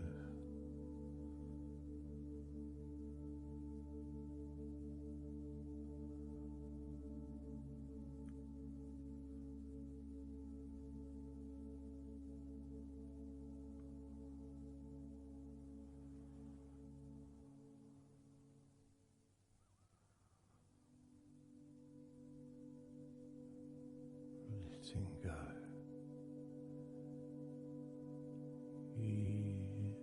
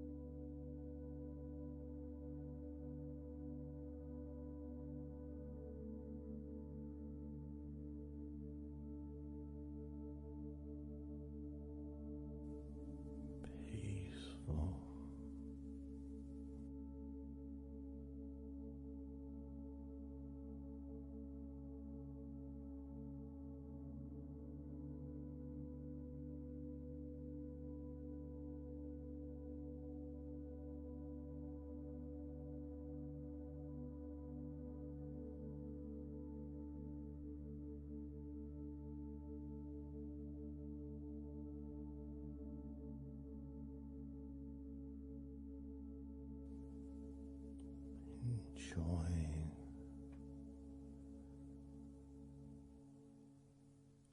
the space, this space of peace and safety.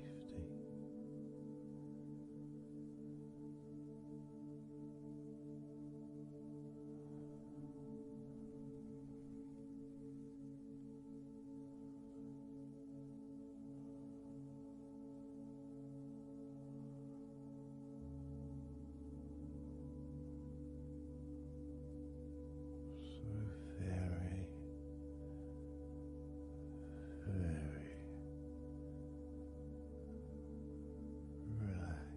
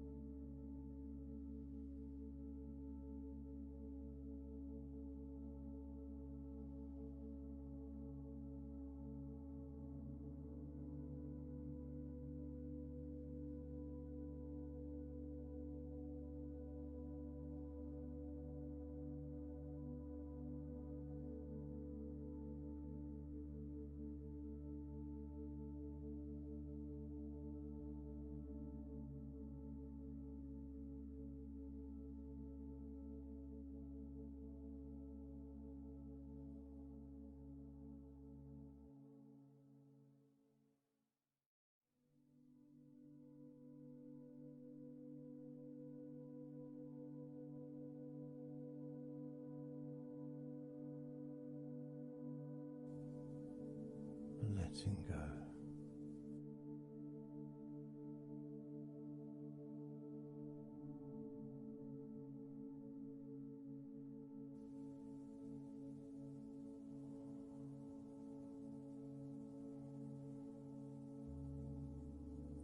Maybe we can just focus on the different parts of your body. Just to notice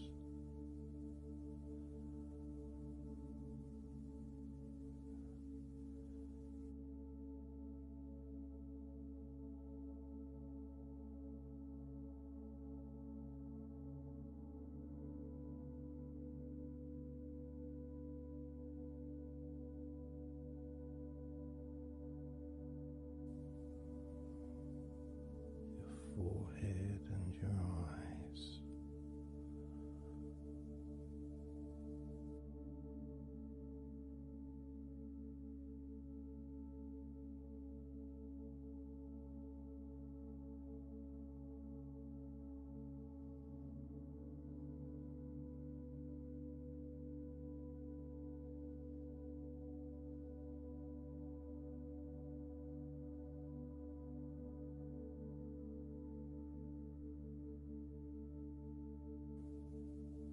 Your jaw,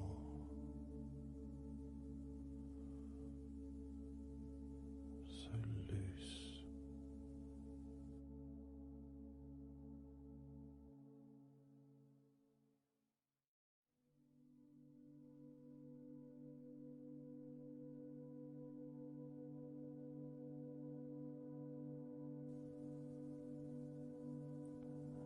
Noticing a sense of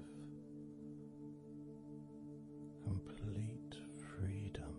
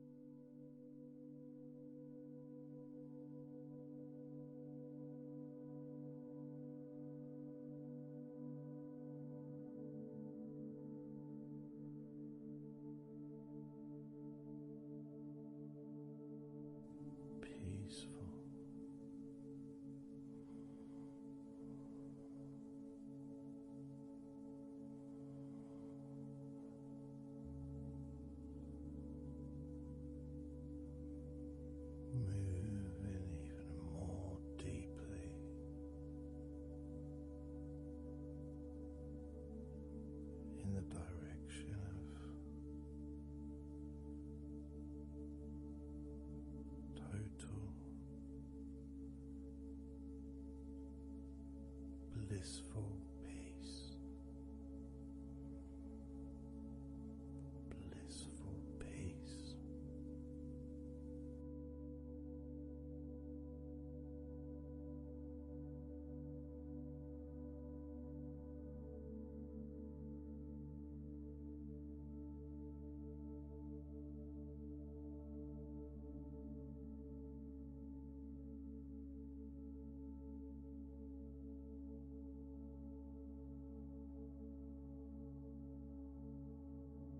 Drifting.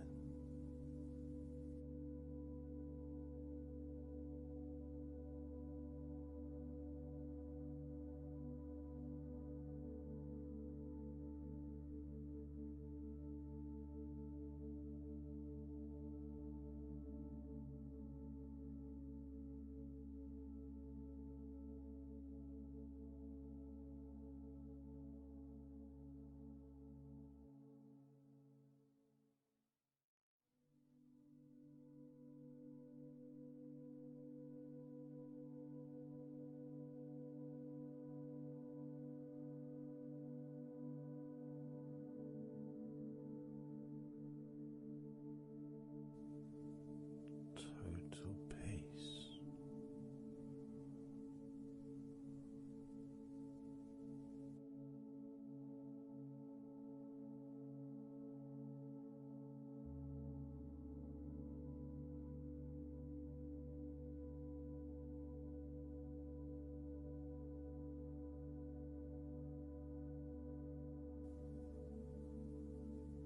Calm.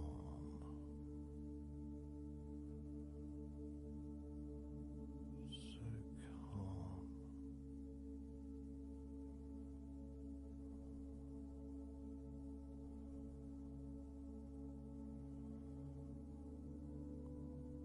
Letting go.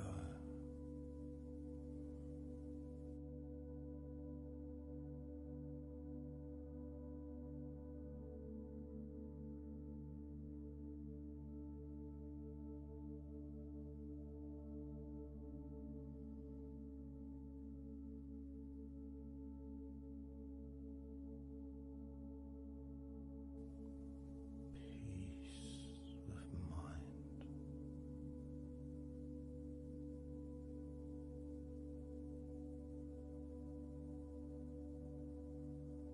Relaxed body.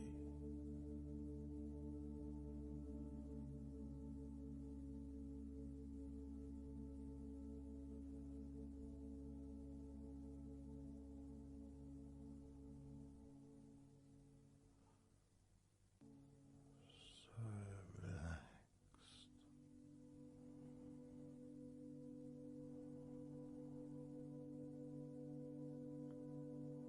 So relaxed.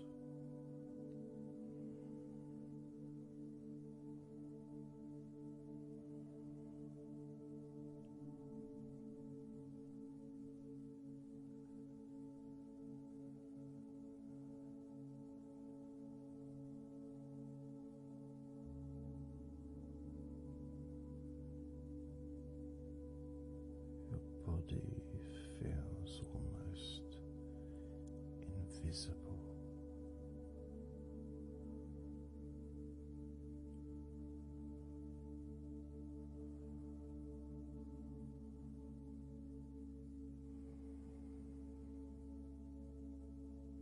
So very relaxed and peaceful.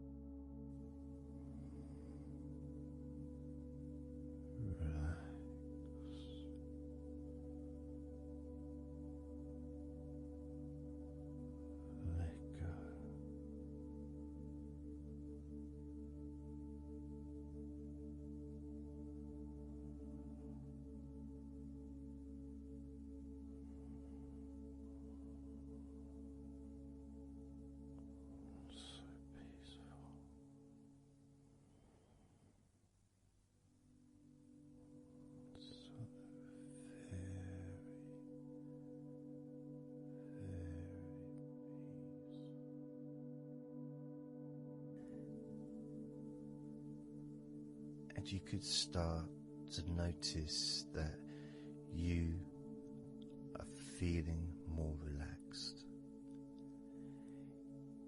Even though I've not purposely focused your mind upon that sense of physical comfort that is growing within you throughout your body. And your mind starts to slow down. And that could be almost in recognition of, I guess, my speech not being particularly fast.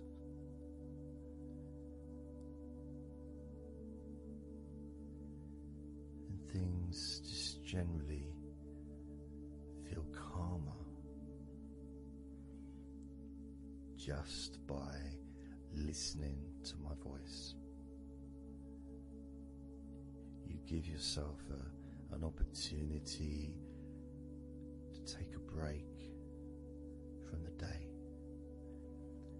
take a break from your life as it is, and to give yourself a rest, giving yourself permission to take some time off and to allow your body to relax and allow your mind to slow down, which in turn releases the tension, any stresses that you had in your body.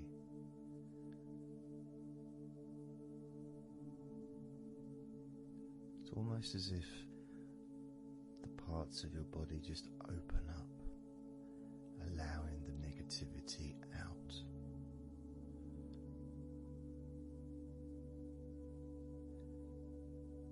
And at the same time, replacing that negativity with positive, healing energy,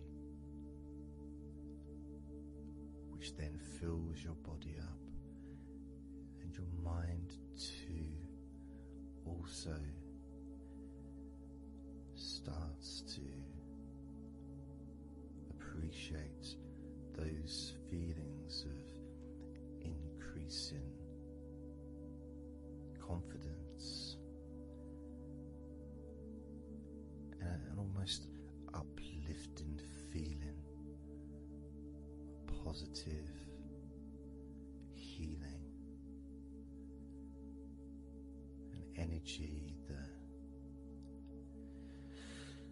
spreads through your body like a wave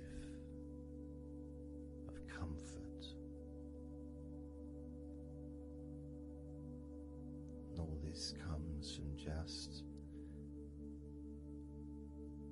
allowing yourself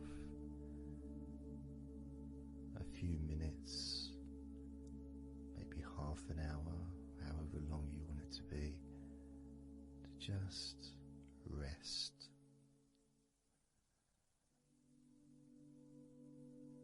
And allow your mind and your body to almost reset itself to the settings of comfort and relaxation, calmness, which allows more room for feelings of pleasure and happiness to move around your body and into your mind, almost as if your mind and your body are sinking together, almost mirroring each other with that growing positivity and calmness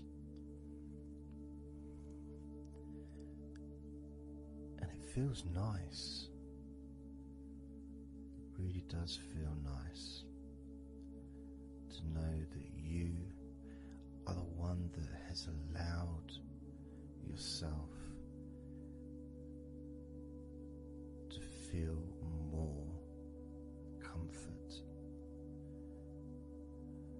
and to experience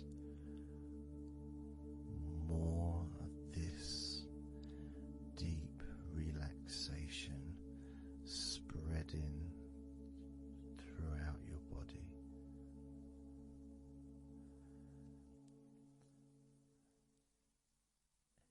And as I focus on each part of your body, you can notice that that part becomes even more relaxed just by focusing on it. It becomes even more calm and comfortable just by focusing. And as I move down your body, starting at your head, the parts that you've already focused on will continue to relax deeply, and those parts that we've not yet focused on will just automatically release any remaining tension in anticipation of even more comfort about to come.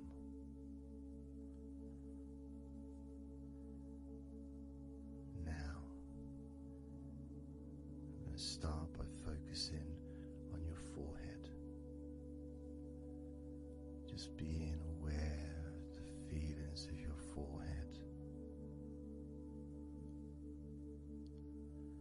And any background sounds, like Mr. Herbert the pigeon, can just allow you to feel even more relaxed. It just means you're in the moment. This isn't a sterile environment. This is the world. I live in the countryside, so there's lots of nature sounds around.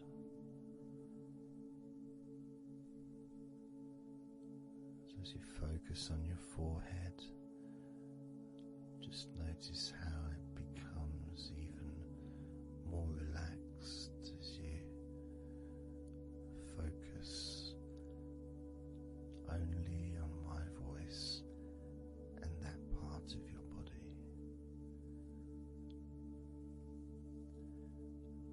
Moving down to your eyes, focusing on your eyes, noticing how your eyelids feel so heavy,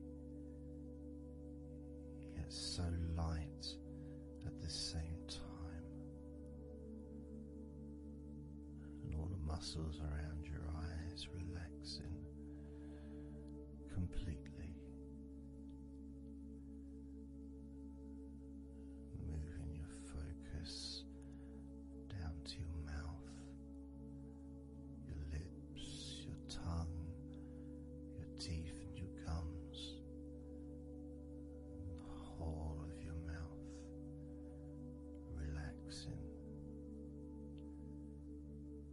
calm and loose. As you focus now on your jaw, not just the part of your jaw near your mouth, your chin, but all the way up the sides of your face to your ears, that whole of your jaw, feeling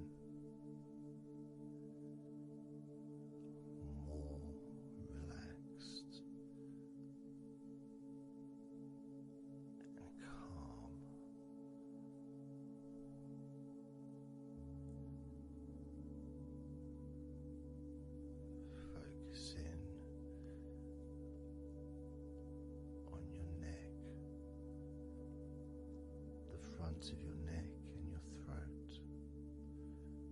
Relaxing and loose and calm. The sides of your neck, the right and left side of your neck, relaxed and loose and calm.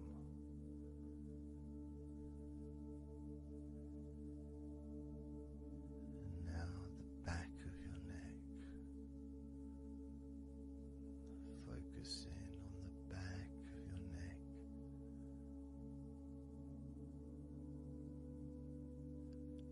Letting go of any tension that may have been there before, and enjoying that sense of increasing comfort and release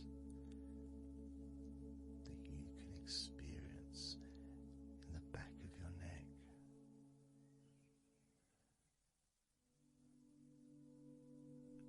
Moving down your back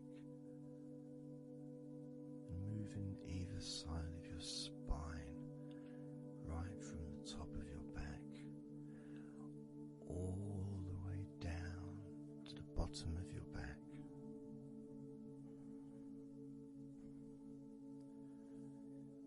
Down to your lower back.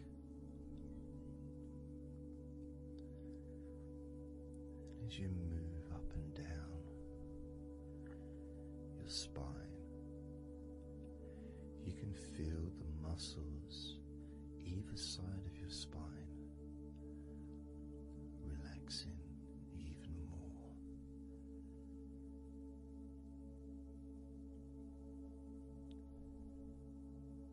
And as those muscles relax, that sense of comfort starts to spread outwards from your spine into both sides of your back.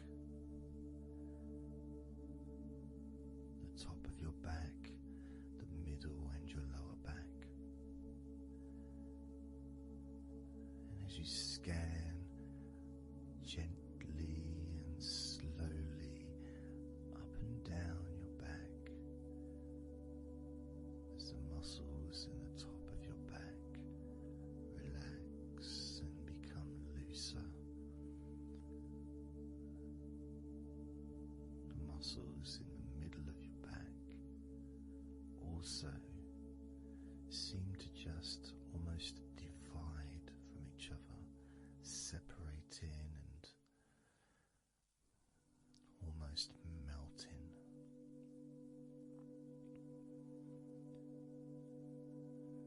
And in your lower back, there seems to be an extra special feeling of comfort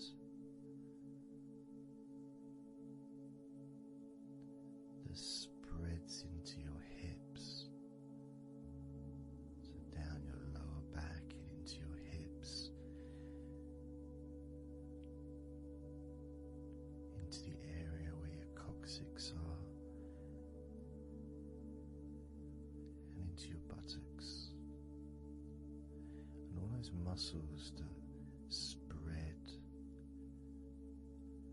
from your lower back into your hip area start to melt, start to really let go.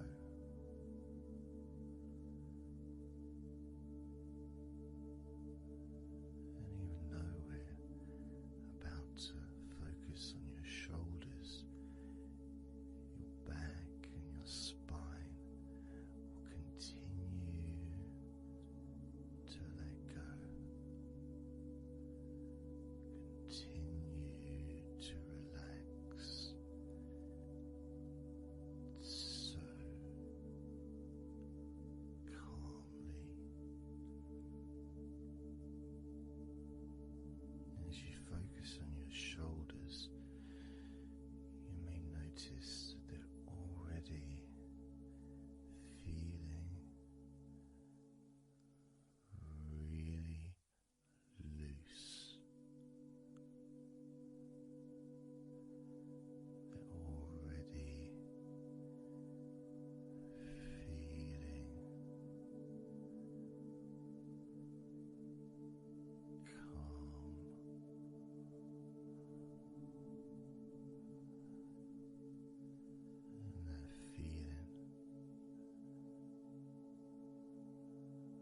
those muscles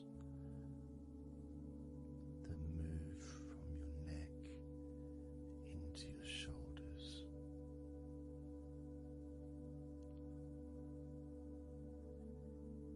Feel so soft and gentle, so smooth,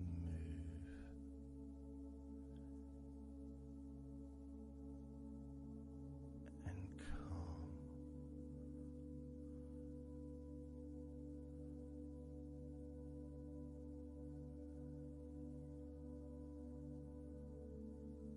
And the feeling in your shoulders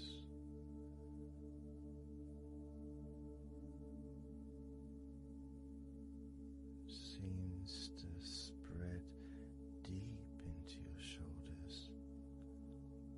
That sense of relaxation, not just traveling deeply into your muscles,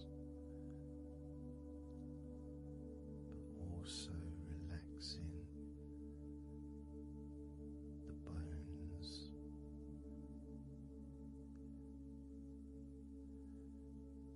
And moving all the way to underneath your arms, relaxing that whole area between the tops of your shoulders and underneath your arms, healing.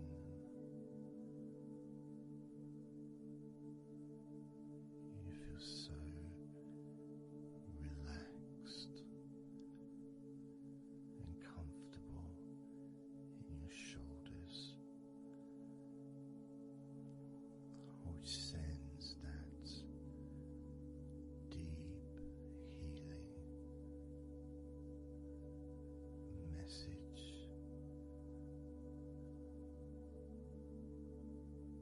into your arms.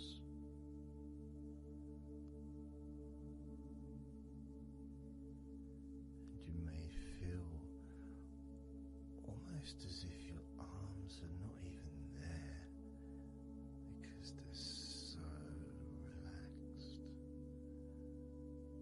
so deeply relaxed.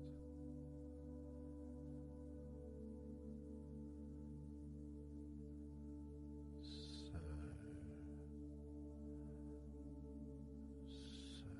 calm.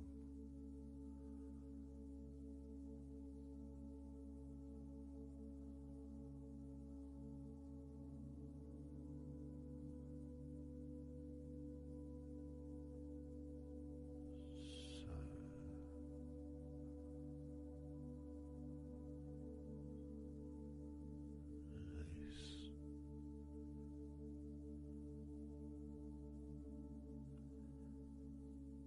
That feeling spreading all the way down your arms to your elbows, including your elbows.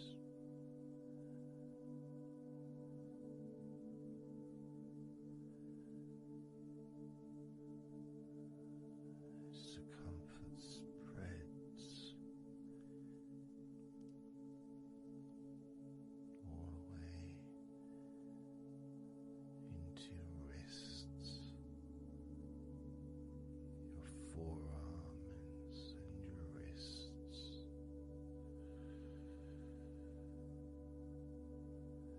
feeling so heavy,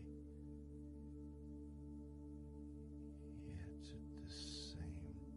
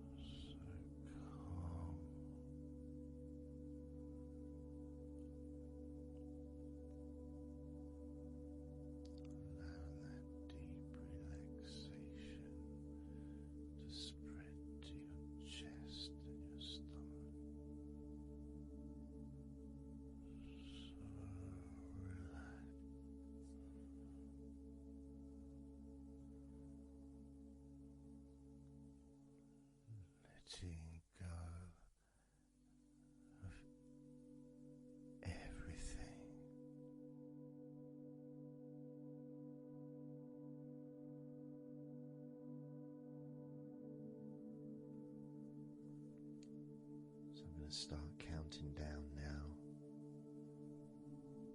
from 20 down to 1.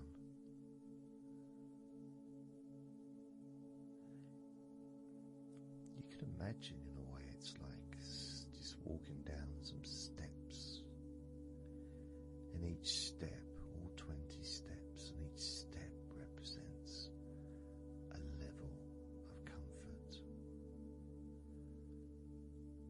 Each step represents a deepening of that comfort.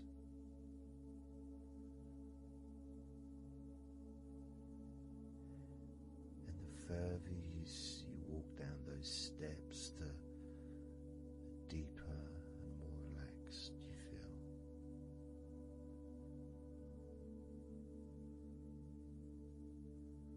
So, starting with number 20.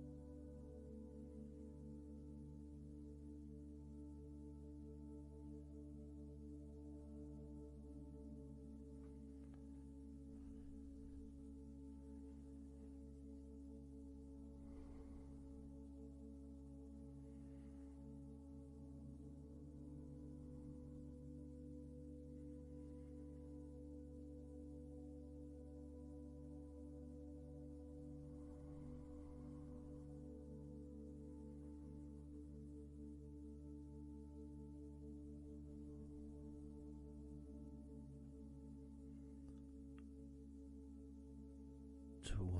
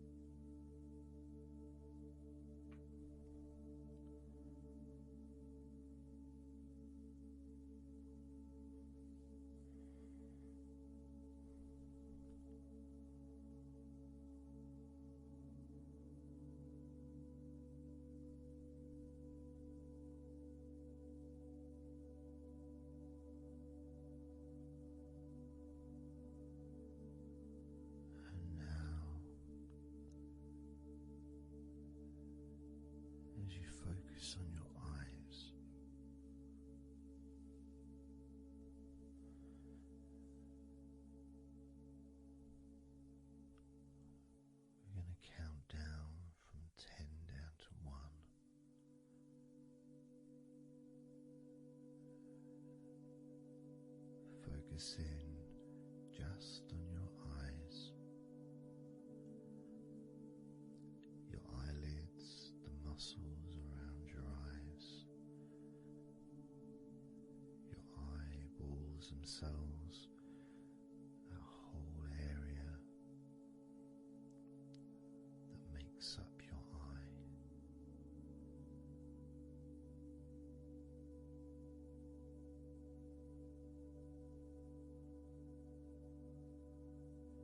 And as we count down from 10 down to 1, whilst focusing on your eyes,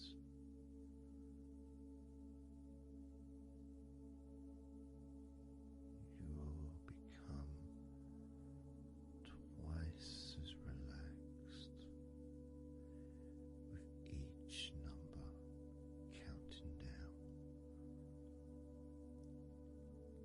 And you may find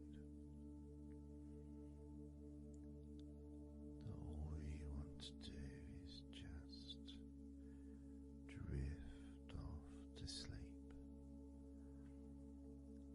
And if that's what you want, then just allow yourself to do that.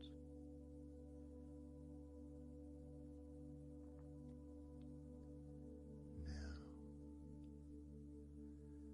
focusing on your eyes, I'm going to begin counting down from 10 down to 1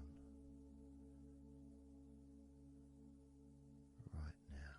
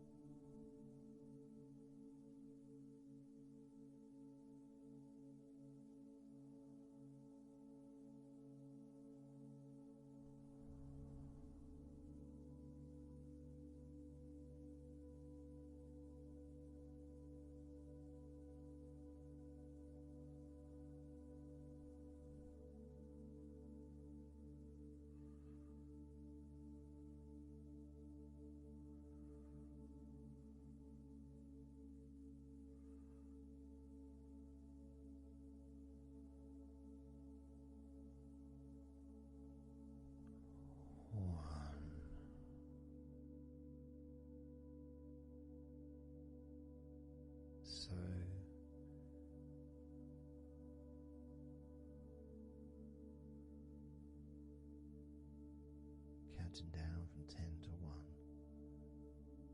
10, 9, 8, 7, 6, 5, 4, 3, 2, 1.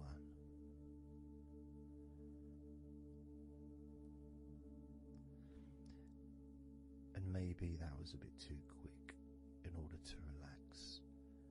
Maybe it's a bit too fast for you to notice the calming of your body. Maybe even a little bit of pressure there, like you're counting down from 10 to 1. What do you expect me to do, man? You expect me just to go all floppy just because you're counting down?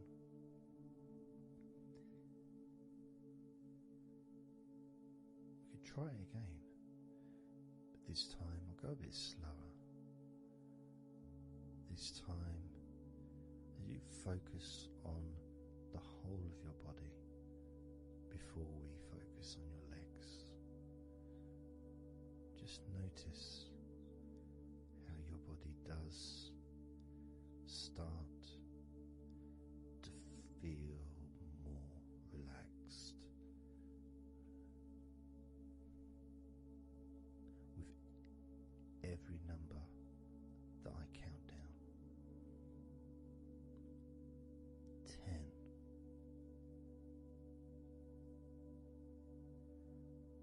9,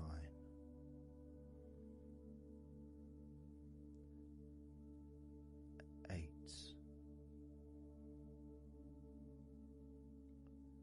7,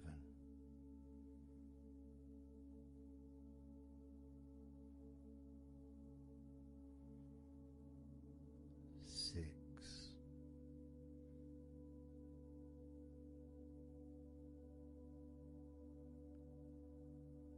5,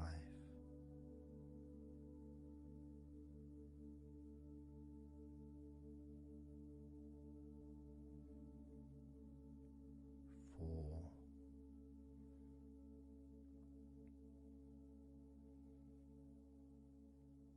3,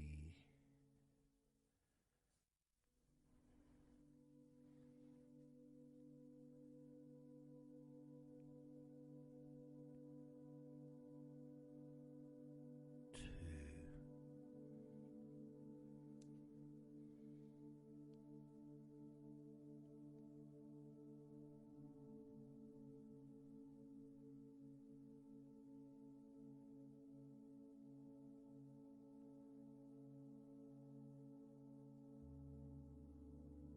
1.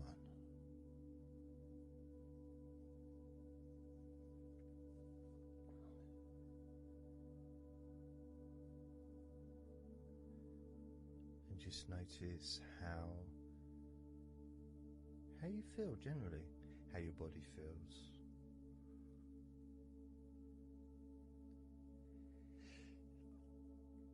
It's not necessarily even about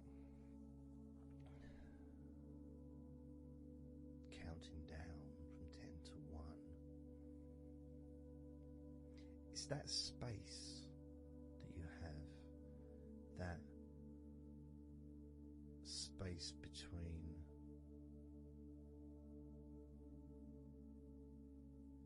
being active physically or mentally to just sitting or lying down, just being there, not doing anything, not saying anything, not needing to think about anything. So it opens up a space, a bit of a space, a gap.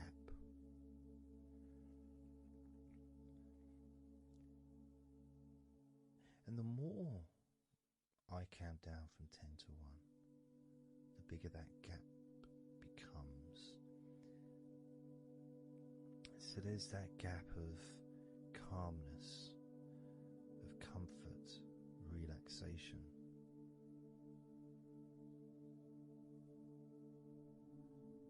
It's a nice feeling.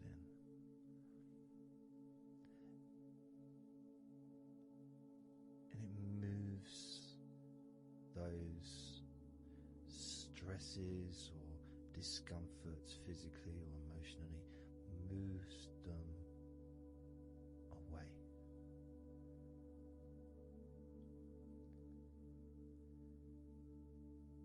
Allows you to just slow down. So I'm going to count again from 10 down to 1 and notice that gap widening. The gap.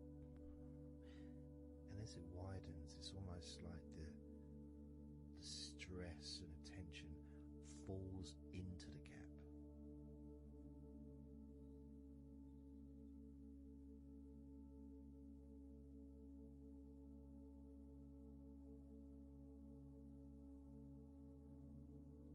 And gives you that distance, that space. Now, 10,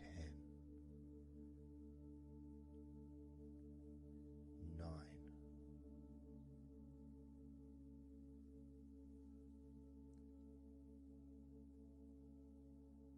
8,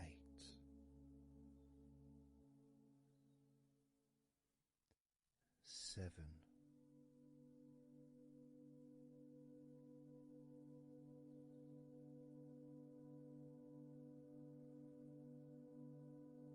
6,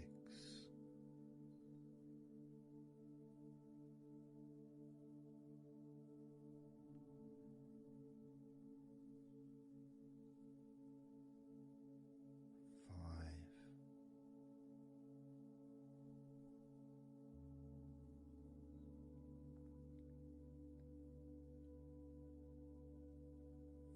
4,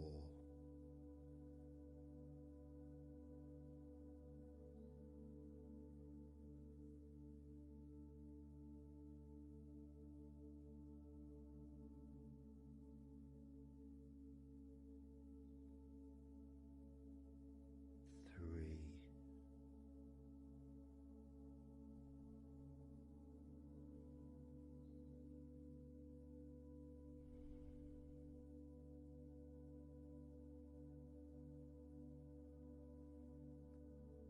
2,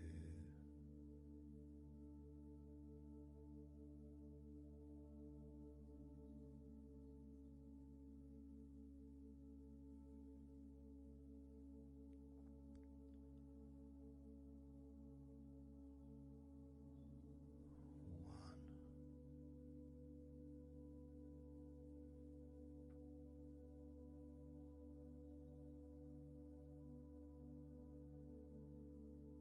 And how does your body feel now?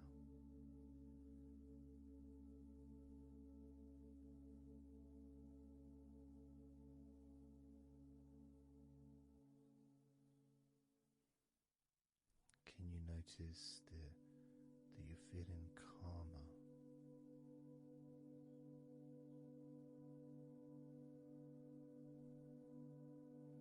That you're feeling more relaxed?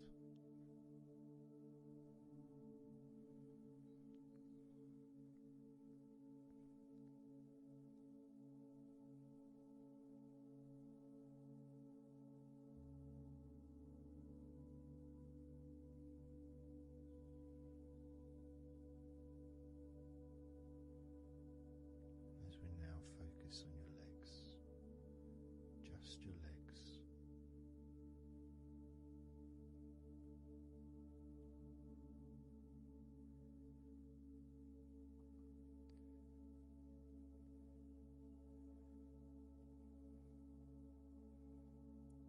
We're just going to start with focusing on your thighs.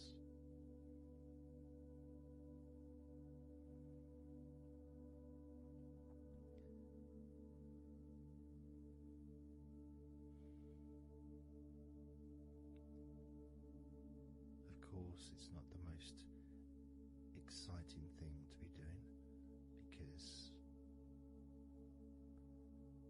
I'm sure, like most of your body, there's not a lot going on right now.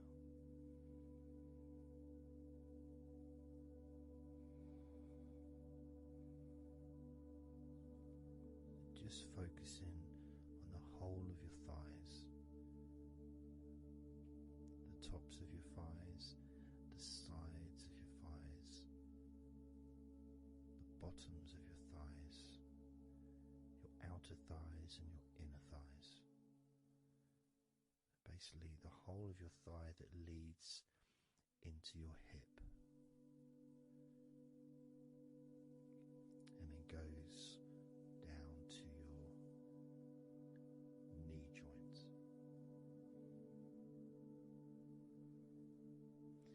Now this is a big area. It's a very heavy area. It's very strong. Probably the strongest muscles in your body are in your thighs.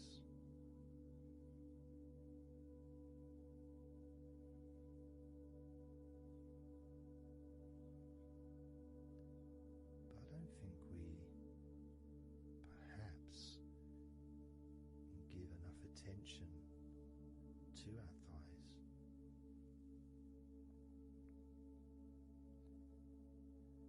Perhaps we don't acknowledge how important our thighs are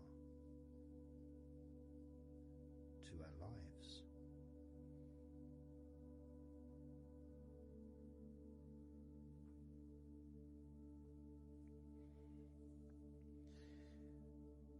How much they actually do for us all through our lives.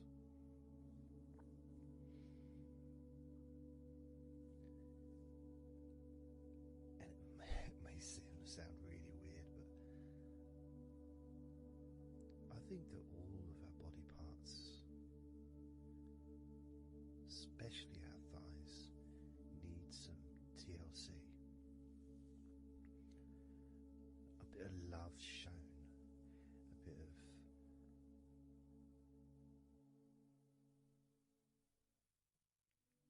acknowledgement, a thank you, gratitude for what our thighs do for us.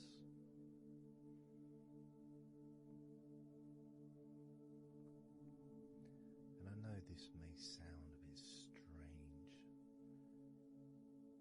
Maybe you think, why am I? Surely I should be out in the garden hugging a tree or something.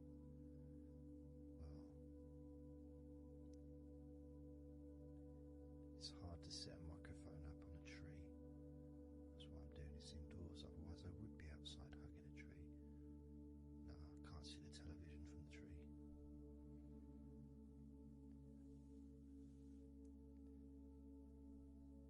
If you move down to your knees, again, such an important part. And I think we don't necessarily, I want to speak for myself here, I don't necessarily appreciate all that my knees do for me until I have a problem with my knee. So occasionally if I have maybe I bash it or it's aching for some reason, it's then that I realise how much it does. You know, the benefit of being able to use my legs without any kind of physical discomfort is a beautiful thing that's possibly not appreciated until it's temporarily removed, you know, that comfort. But as you focus on your knees, regardless of how your knees feel, you can have that sense of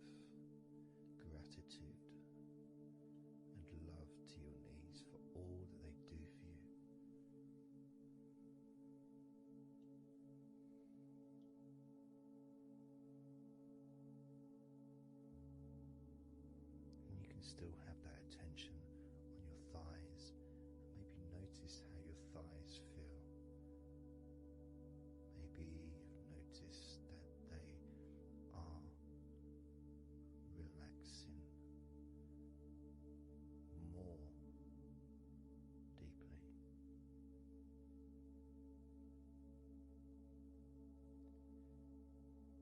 As you focus now on the bottoms of your legs, your shins and your calf muscles, and the bones between your knees and your feet, incorporating, of course, your ankles.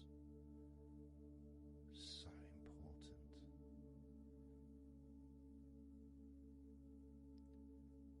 Anyone who's had even the slightest sprain of an ankle knows how much we take our ankles for granted.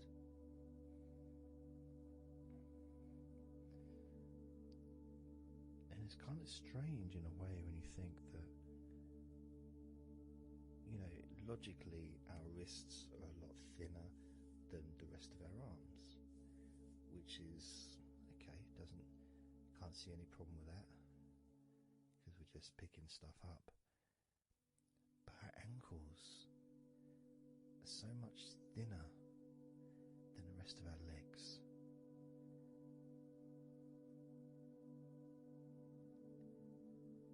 And from a physics perspective, or logical even, it doesn't really make sense that all this weight would ultimately be resting on your ankles, then leading to your feet. That thin area, thin bone, yet it does so much great work. It supports us, supports our body for a lifetime. Helps us to balance, helps you to get around and be mobile.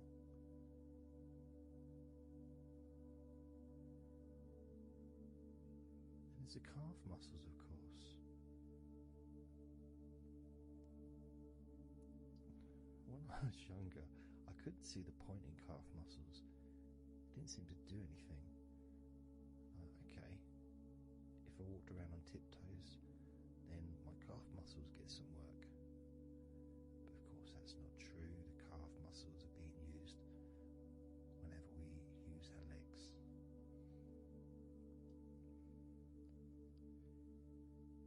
And your shins, there to protect your lower legs. Shaped in a way almost as a protector for the bone.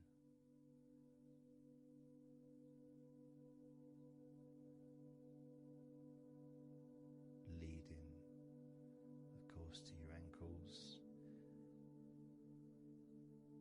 and your feet. But we're not going to focus on your feet, we're just going to focus on the legs. I realise that now that I've mentioned your feet, you're probably focusing on them anyway. So maybe I should focus on your feet a little bit. You can have them in your awareness, the same as you have your thighs in your awareness, even though we haven't been focusing on your thighs for a few minutes. Focusing on your ankles,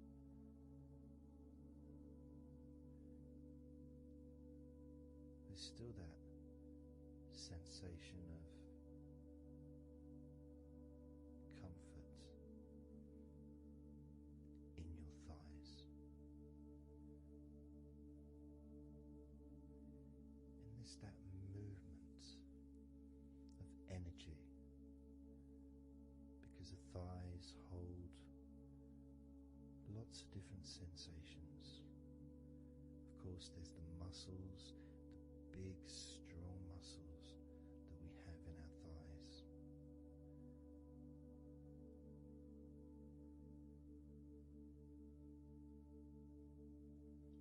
But the skin on the outside of the thighs, as in the outside of all of our body, can be very sensitive. Sensitive to the touch, sensitive to temperature.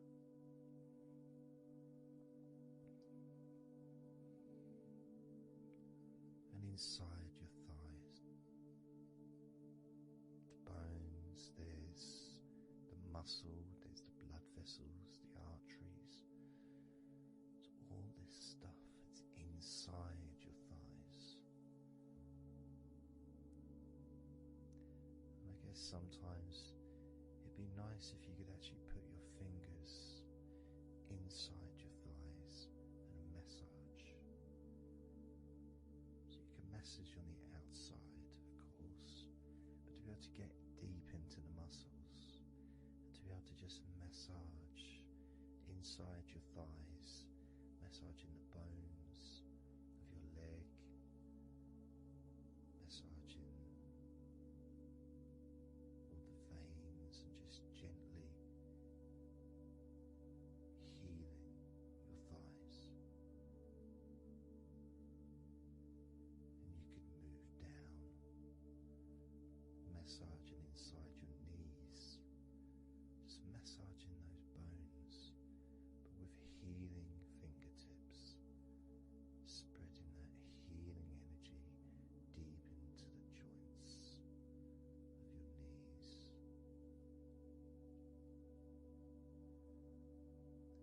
Of course, there's the back of your knee, the inside crease where your knee is. It's a very sensitive area.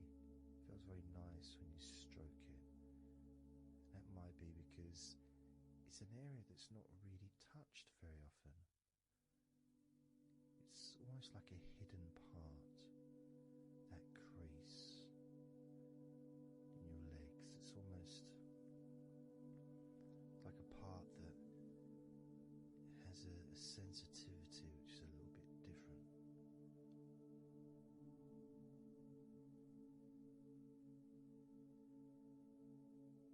Of course, it's protected by your legs.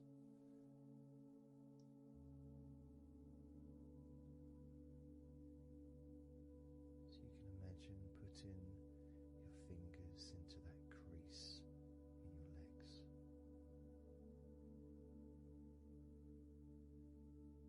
That fold in between your legs, you can just massage with your fingertips.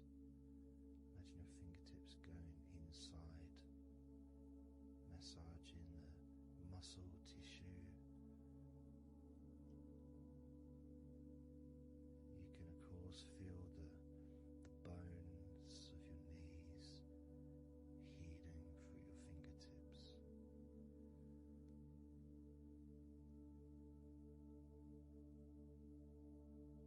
And then as you go down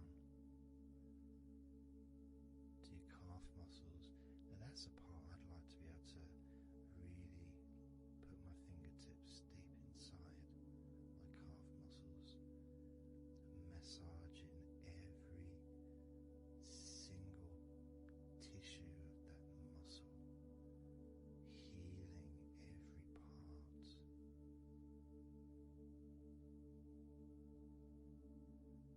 And then doing the same for my shins, massaging and gently stroking the bones, gently stroking them, healing in a loving way, because they deserve to be treated as the precious bones that they are, because our legs are so precious, as in all the other parts of our body. They're more precious than any jewel on the planet.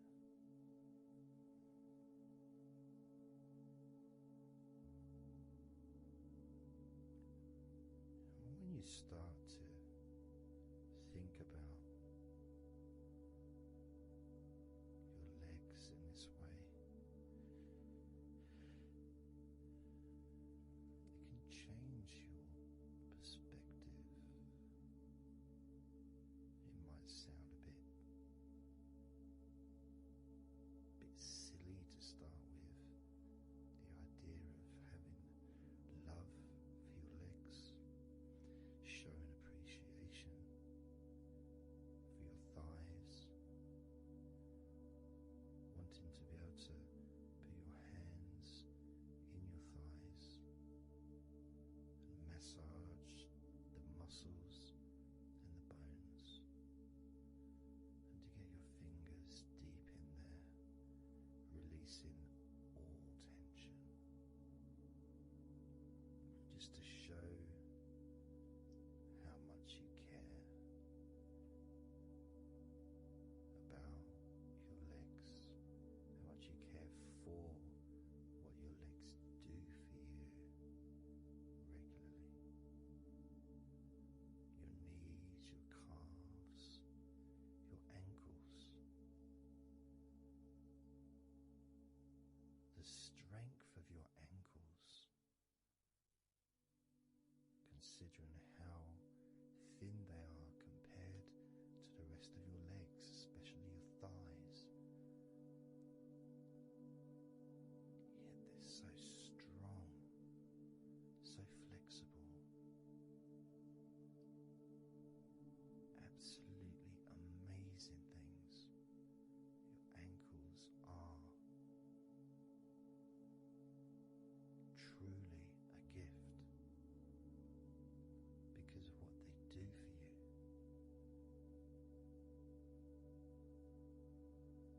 Supporting all that weight, regardless of what weight you are, even if you're only 8 stone,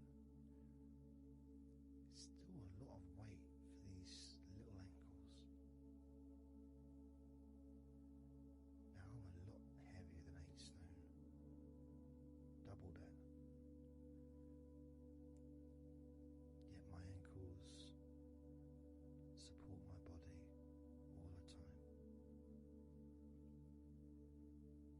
Although they do give off a sigh of relief when I sit down. In fact, my whole legs do. My feet also go whew, and my toes clap. They're so happy.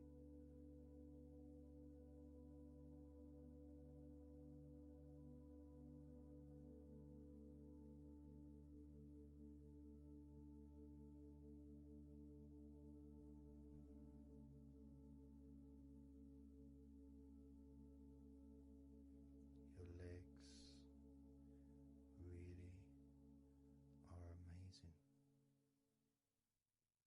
And I know that talking about your legs is possibly among the most boring things you've ever heard anyone say, possibly. But boring or not, everything I said is true. Your legs are amazing.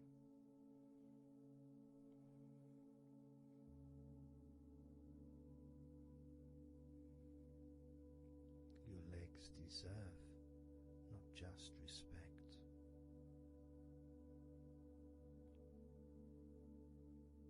but they deserve to relax deeply.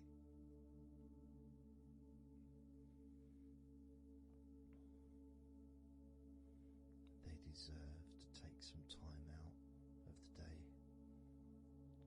to just let go completely.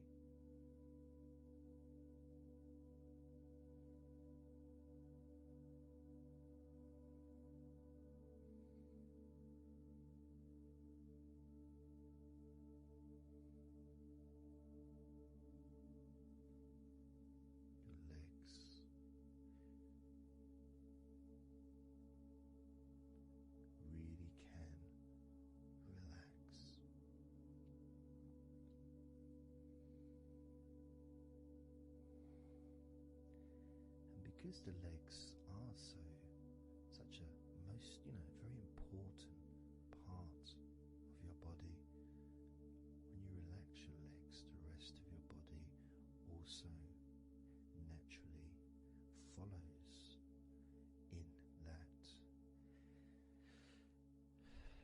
journey of comfort.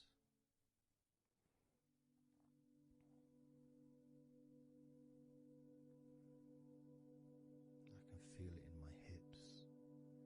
My hips feel really loose. And also my lower back as well. My lower back really feels stretched, even though I'm just sitting in a chair and there's no stretching as far as I'm aware that I'm doing. But it's almost as if the muscles are just relaxed so much that there is a natural stretch as the tension has reduced a lot.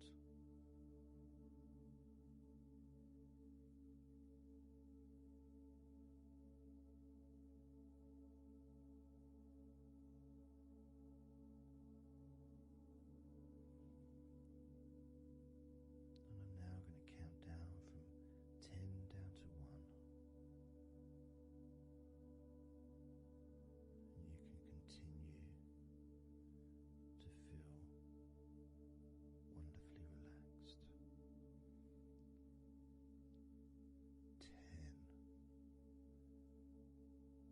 9, 8, 7, 6, 5, 4, 3, 2, 1.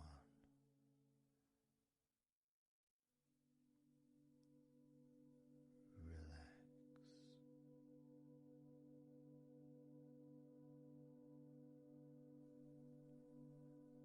So I'm just going to count down from 5 down to 1. And as I count down, if you just focus on the numbers, just the numbers, counting down, and notice how you feel in this moment as you hear the numbers counting down, knowing that those numbers counting down represent you feeling calmer, not just in your body but also relaxing your mind. And just notice how you feel. There's nothing to do, there's nothing to say, there's nothing to think about. Starting with number 5.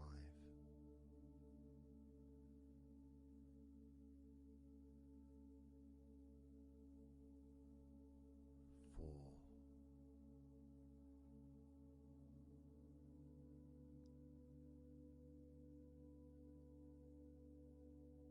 3.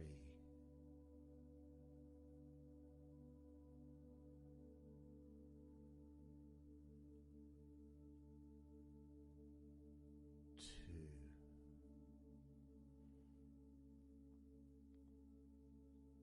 1.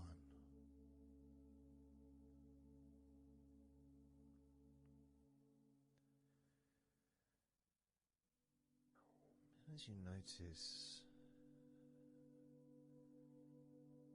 the gradual letting go of the tension in your body, you may also begin to notice and be aware of how your mind is starting to slow down. At This is just a natural thing that happens. It's not really a special procedure. It's just natural, because as your body relaxes, your mind also starts to relax. And the more your mind relaxes, the more your body relaxes. It's just a continuous circle of relaxation.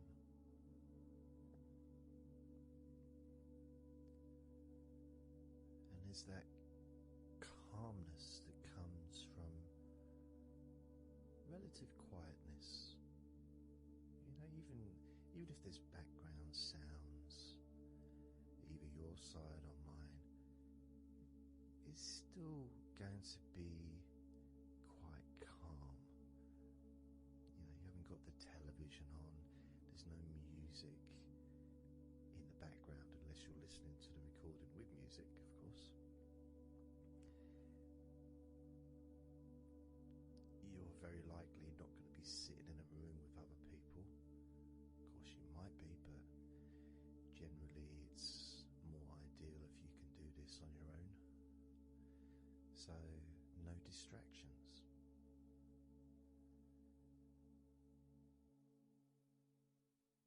And when you stop thinking about stuff,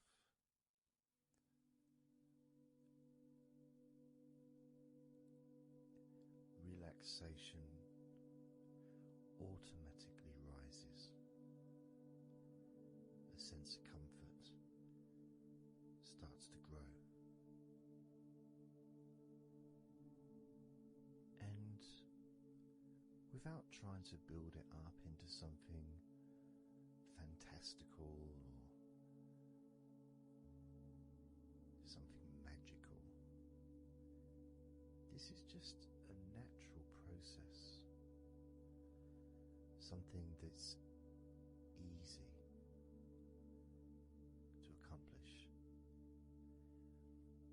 In fact, it's almost, the sense of relaxing completely happens really when you put no effort into it. It's not something that you can really force. It's something that happens naturally, and part of the process of this recording and others is simply to allow you to take advantage of this space, this time, to just let go, to just be here, to be in tune with how you feel.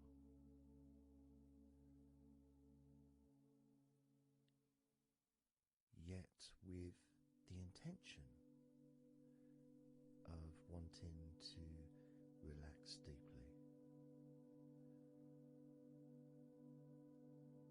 and maybe even to fall asleep, depending on what it is that you wish for yourself in this moment.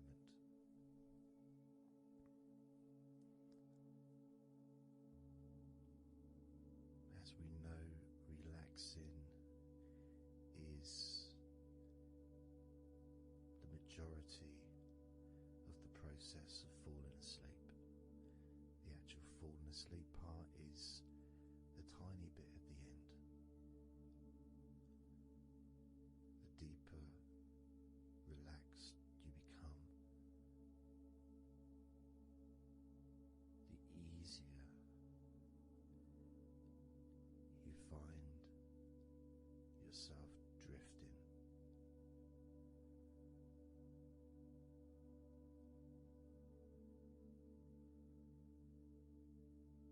But you can also, if you choose, stay focused on my voice and really enjoy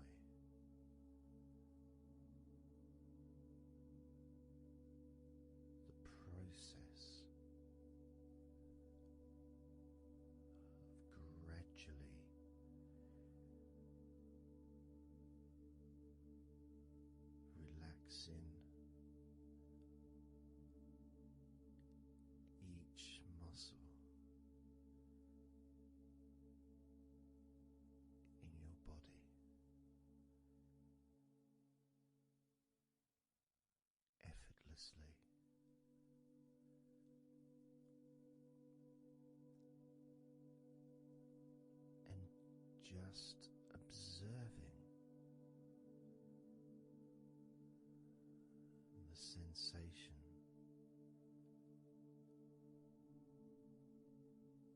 of letting go.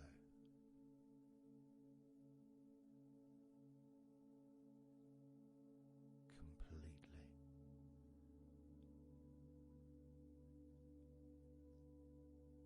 This time I'm going to count from 6 down to 1.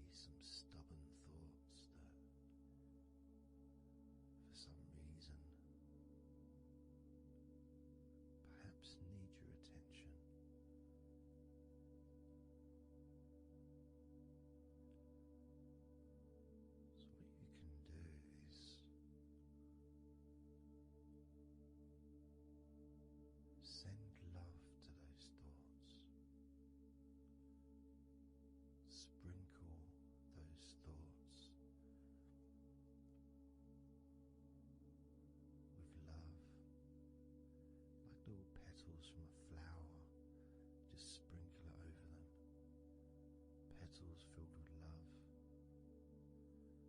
towards those thoughts, to let those thoughts know that you're not abandoning them, you just need them, you require them to just calm down, slow down, quiet down.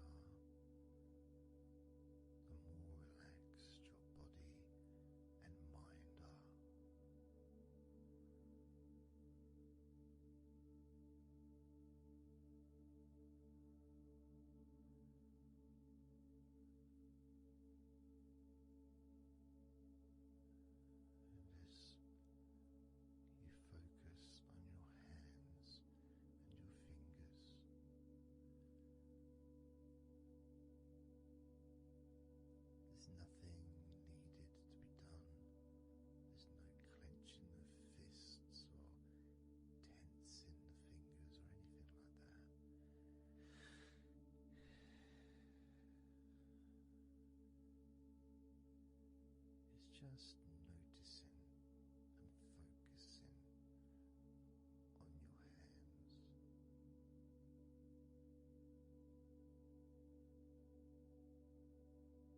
Noticing how they feel.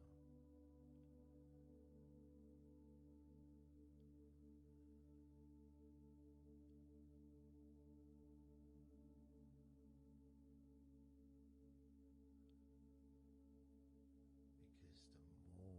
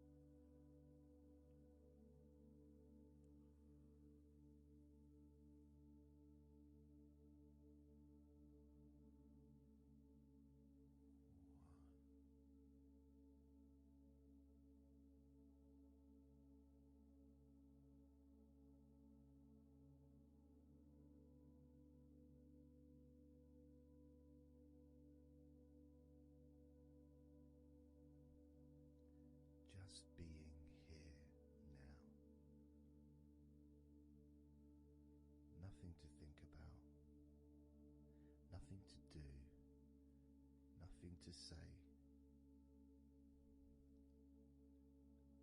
And everything just feels calmer. And this is your natural state of being. This is how you just normally feel when you take away all of that other stuff that we add. Things like stress and worrying and overthinking and anxiety, tension.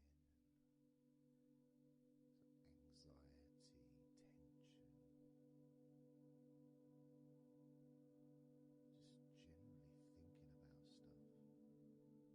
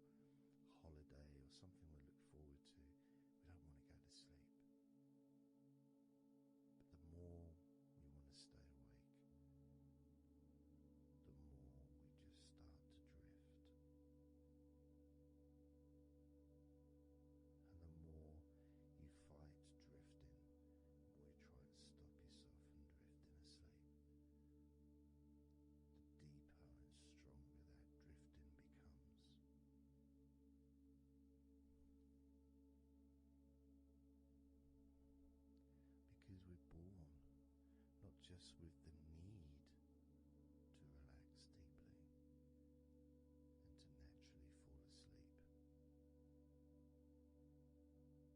But it's our birthright. It's part of our DNA.